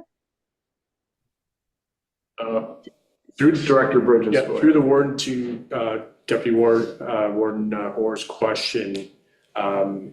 So finalization of budget would be based on bylaw. What we would be essentially is setting something in principle for calculations from myself to be able to bring back to council and still have discussion at council level related to those final items related to the final bylaw. And just put it into context, what was requested for asks would increase our tax rate 0.82% or 8.75 total tax rate, as well as essentially adding $8.20 to the typical single-detached home, which would still bring us under a total increase of just under $90. But to your question, yes, the bylaw would be your final factor on saying where the final percentage essentially would be. And that is not coming today. It's not being recommended from staff today, the bylaw, no. Thank you. What it would be is looking for from council and something in principle to be discussed for any minor adjustments, if so be from council. You're good? Okay, and to Director Bridges' response, there's only the confirmatory bylaw on our agenda, so no, that bylaw would not be considered here today. So, Councillor Smith, you had a question? Oh, I'd be willing to make a motion that we receive in principle as presented with the additions included. And again, however, maybe the clerk can assist in the wording, then we look at the after our presentation. Okay, so you're willing to make a motion, so Councillor Smith, that's correct? Yes. Yeah, okay, so I'll turn to Clerk Sager to formulate the verbiage so that we can formally introduce the motion. Thank you. So through the warden, I'm thinking about doing it a little bit different with permission from council, just to kind of separate out a couple of the different items to allow for reconsideration potentially on the giant hogweed as indicated by council. So I think that we do it in two separate motions and then a third motion for passing the bylaw not passing the bylaw, passing the budget in principle. So the first motion would be that council approves the following additions for the 2026 budget. The economic development sign project, 100,000, the economic development special projects, 30,000, and the Ontario Agri-Food Discovery Center, just clarification on the title change, just so everybody's aware of that, would be 50,000. That would formulate the first, do a mover second vote, and then come back and do when the council approves the following additions for the giant hogweed. 25,000 budget with no action taken until further consultation on the county stewardship program is completed. By doing it separately, we will have one standalone and then potential for reconsideration on the second motion as indicated by council. And then the third would be on principle.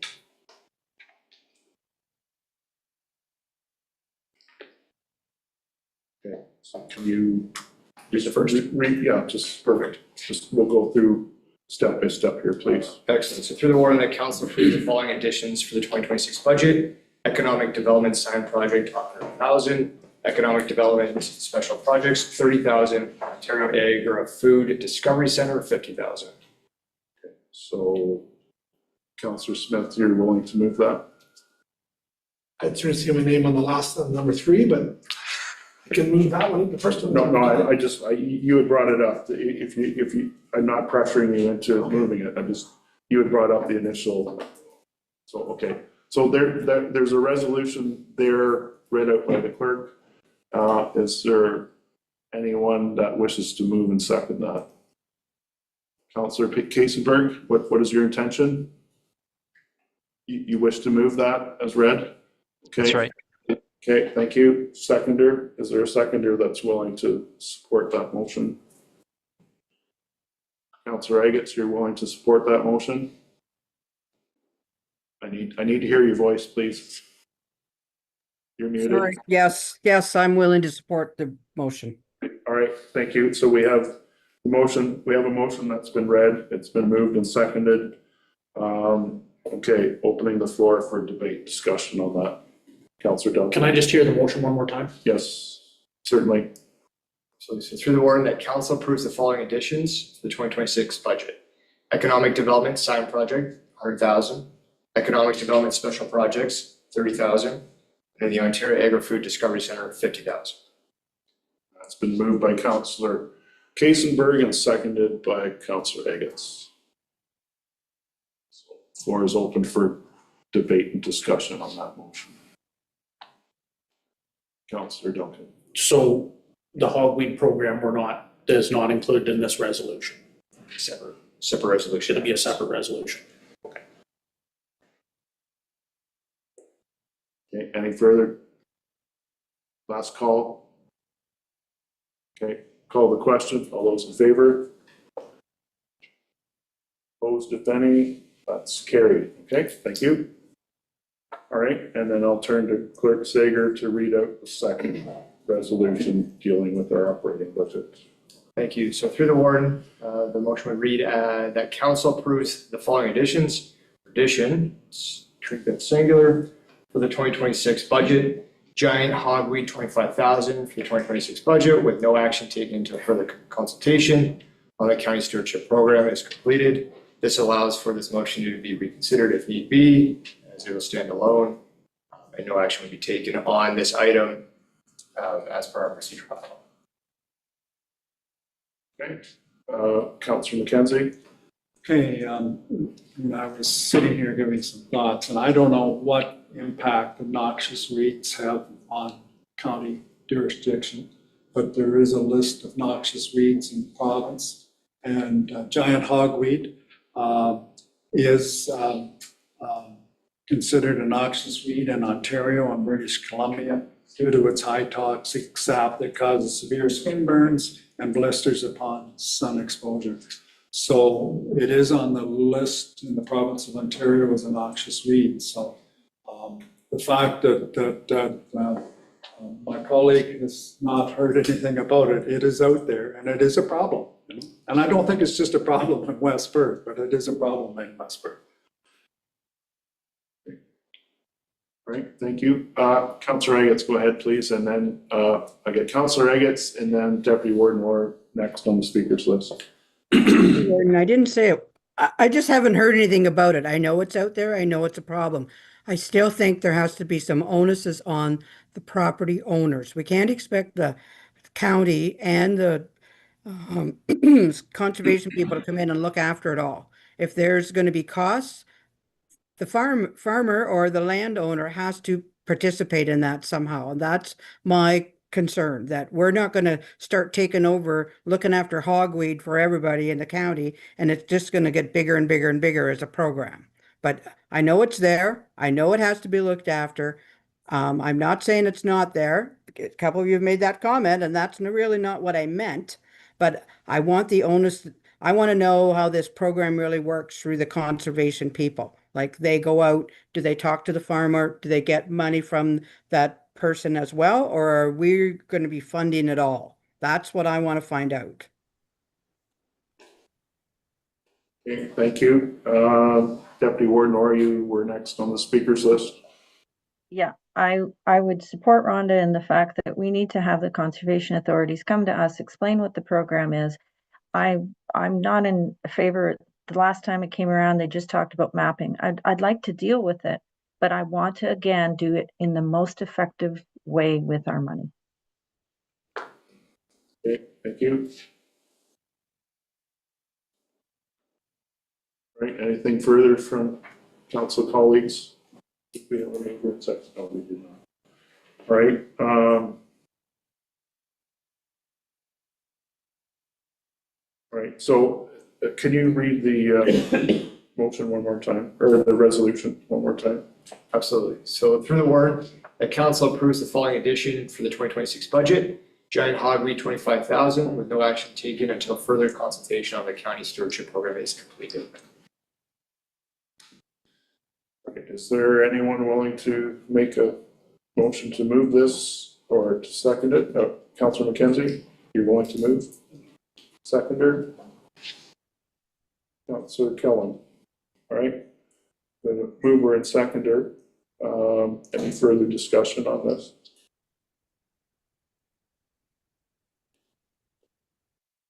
Okay, don't see any hands up. All those in favor? Opposed, if any? That's carried. Thank you. All right, and Clerk Sager, we have a third item to consider.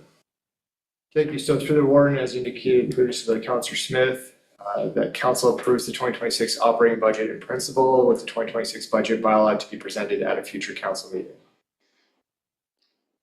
Okay. You move that, Councillor Smith, seconder. Councillor McDermott, you'll second. Yeah, need to hear your voice. Yes. Okay, thank you. I can see you, but our people online can't see you as well, nor can the public. So mover and seconder on that motion. Any discussion? Debate? Seeing none, call the question. All those in favor? Opposed, if any, and that's carried. Thank you. Right. What's next? All right.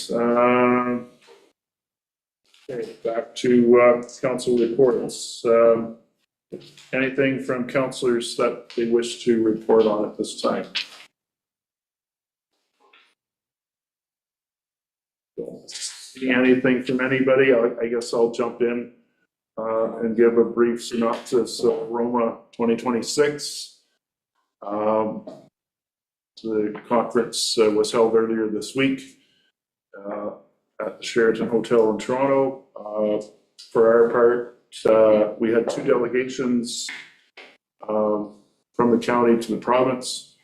One was on planning matters related to trying to find some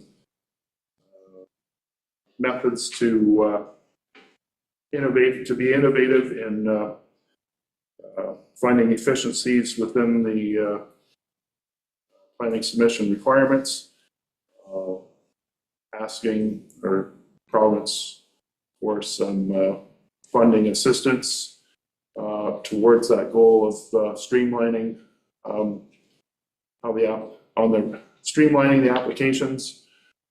We did get some recommendations on how to pursue that further. So staff will be following that up. Thanks to Andrea Hackler, our Director of Planning Services, for putting that delegation presentation together. And thanks to Councillors McKenzie and Kasenberg and Deputy Warden Orr for attending that and supporting that delegation. Second delegation was with the the first one was with the Ministry of Municipal Affairs and Housing, the parliamentary assistant. And the second was another delegation with the province, this time with Agriculture Minister Trevor Jones, Meredith Forget, our Economic Development Tourism Director, in cooperation with Sarah Franklin and the rest of our staff, put together a package that we presented to Minister Jones, celebrating, highlighting the wins, celebrating the successes of provincial funding towards the agriculture and also the tourism sector, ag tourism sector in Perth County. just outlining, or reaffirming with the province that their programming is successful. It's having a definite positive impact within the county, and we highlighted some local agricultural and ag tourism businesses that were direct benefactors of provincial funding. And we offered to work together with the province to continue getting the message out, getting provincial funding programming, getting it to our residents, our ratepayers, helping the ratepayers find these programs and facilitate their participation in these programs. And the ask was more of an invite, if I want to use that term. The invite was to have the ag minister and his staff come to Perth County at some point, hopefully this year, later in the fall. Come see the fruits of the programs that they funded. Gather together in a roundtable event format with some of the businesses that have received the funding, talk about what worked well, talk about maybe some of the challenges that were experienced and what could be done to strengthen the process, but also to highlight it's working well in Perth County, and invite the province to use the Perth County model the Perth County experience as a model and an example that the rest of the province could ascribe to. So Minister Jones was very enthusiastic about coming to the Perth County in the fall. He said, yes, absolutely. So it was very, very well received delegation, very positive. Both delegations were very well received, very positive, and it's always, as always, it's an excellent opportunity to collaborate with the province, get together on a one-to-one, person-to-person basis, and have those discussions, make those connections, and make a commitment to continue to work together in the future. So thanks again for staff for their work and preparing for this conference. And thanks to this council for your support and sending us there to represent not only council, but the county as a whole. And it was time well spent. I don't know, CAO Wolf, if you wanted to add anything into that about Roma, or? So just through the warden, that it's a very worthwhile conference to attend with a range of really important municipal topics and a chance to connect with colleagues across the province. Thank you. Deputy Warden Orr, go ahead, please. I just wanted to mention that Warden Trinkowski did an excellent job in the presentations, and I'm very grateful that he took the lead. And congratulations on doing those. Thank you. Thank you, Deputy Warden Orr. My pleasure. Anytime that I have an opportunity to talk about Perth County and extol the virtues of the county, I'm happy to do it. It's just a shame that we only get 15 minutes to talk. Otherwise, I could probably keep talking for 15 hours if I had to. So anyway, that's all I had. Under council reports, bylaws, we don't have anything listed for bylaws. Notice of motions, none were presented beforehand. But I'll open the floor to inquire if there are any to be presented now. Okay, don't see any. Other business, item 12.1. Yeah, so we're going to, resolution reads as follows, that council move into closed session at approximately 11:46 a.m. in accordance with section 239 of the Municipal Act SO 2001 C25 as amended to consider a matter pertaining to litigation through the CAO. Mover and seconder, please. Moved by Councilor McDermott, seconded by Councilor Duncan. All those in favor? Okay, that's carried. We're in closed session at 11:46, and I'm remiss that I have to thank Director Bridges and Daniel Hubbard for your help with the operating budget discussions today. Thank you, Jeff. Appreciate it. So now we'll move into a quick break before we go into closed session.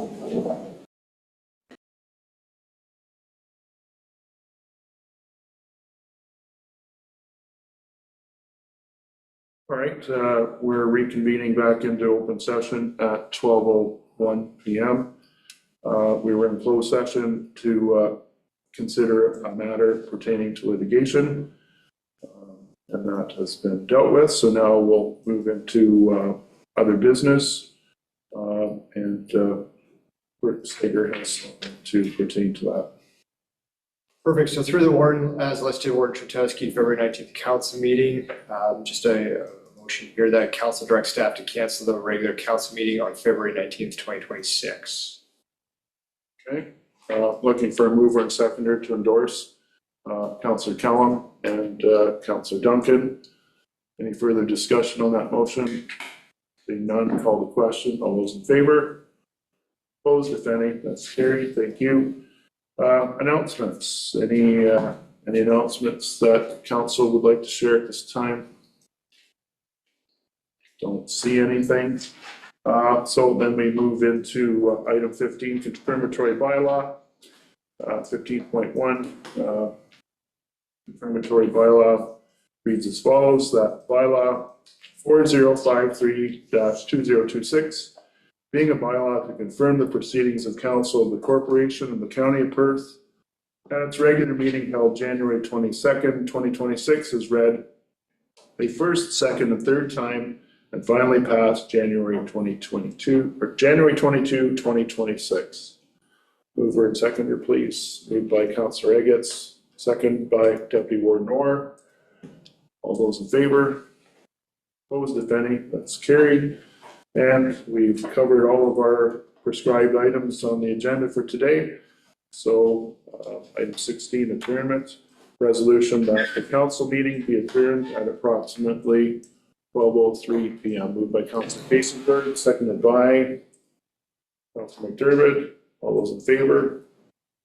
That's carried. Thank you, colleagues and staff, for your participation today. Much appreciated. Have a good day, everyone. Take care.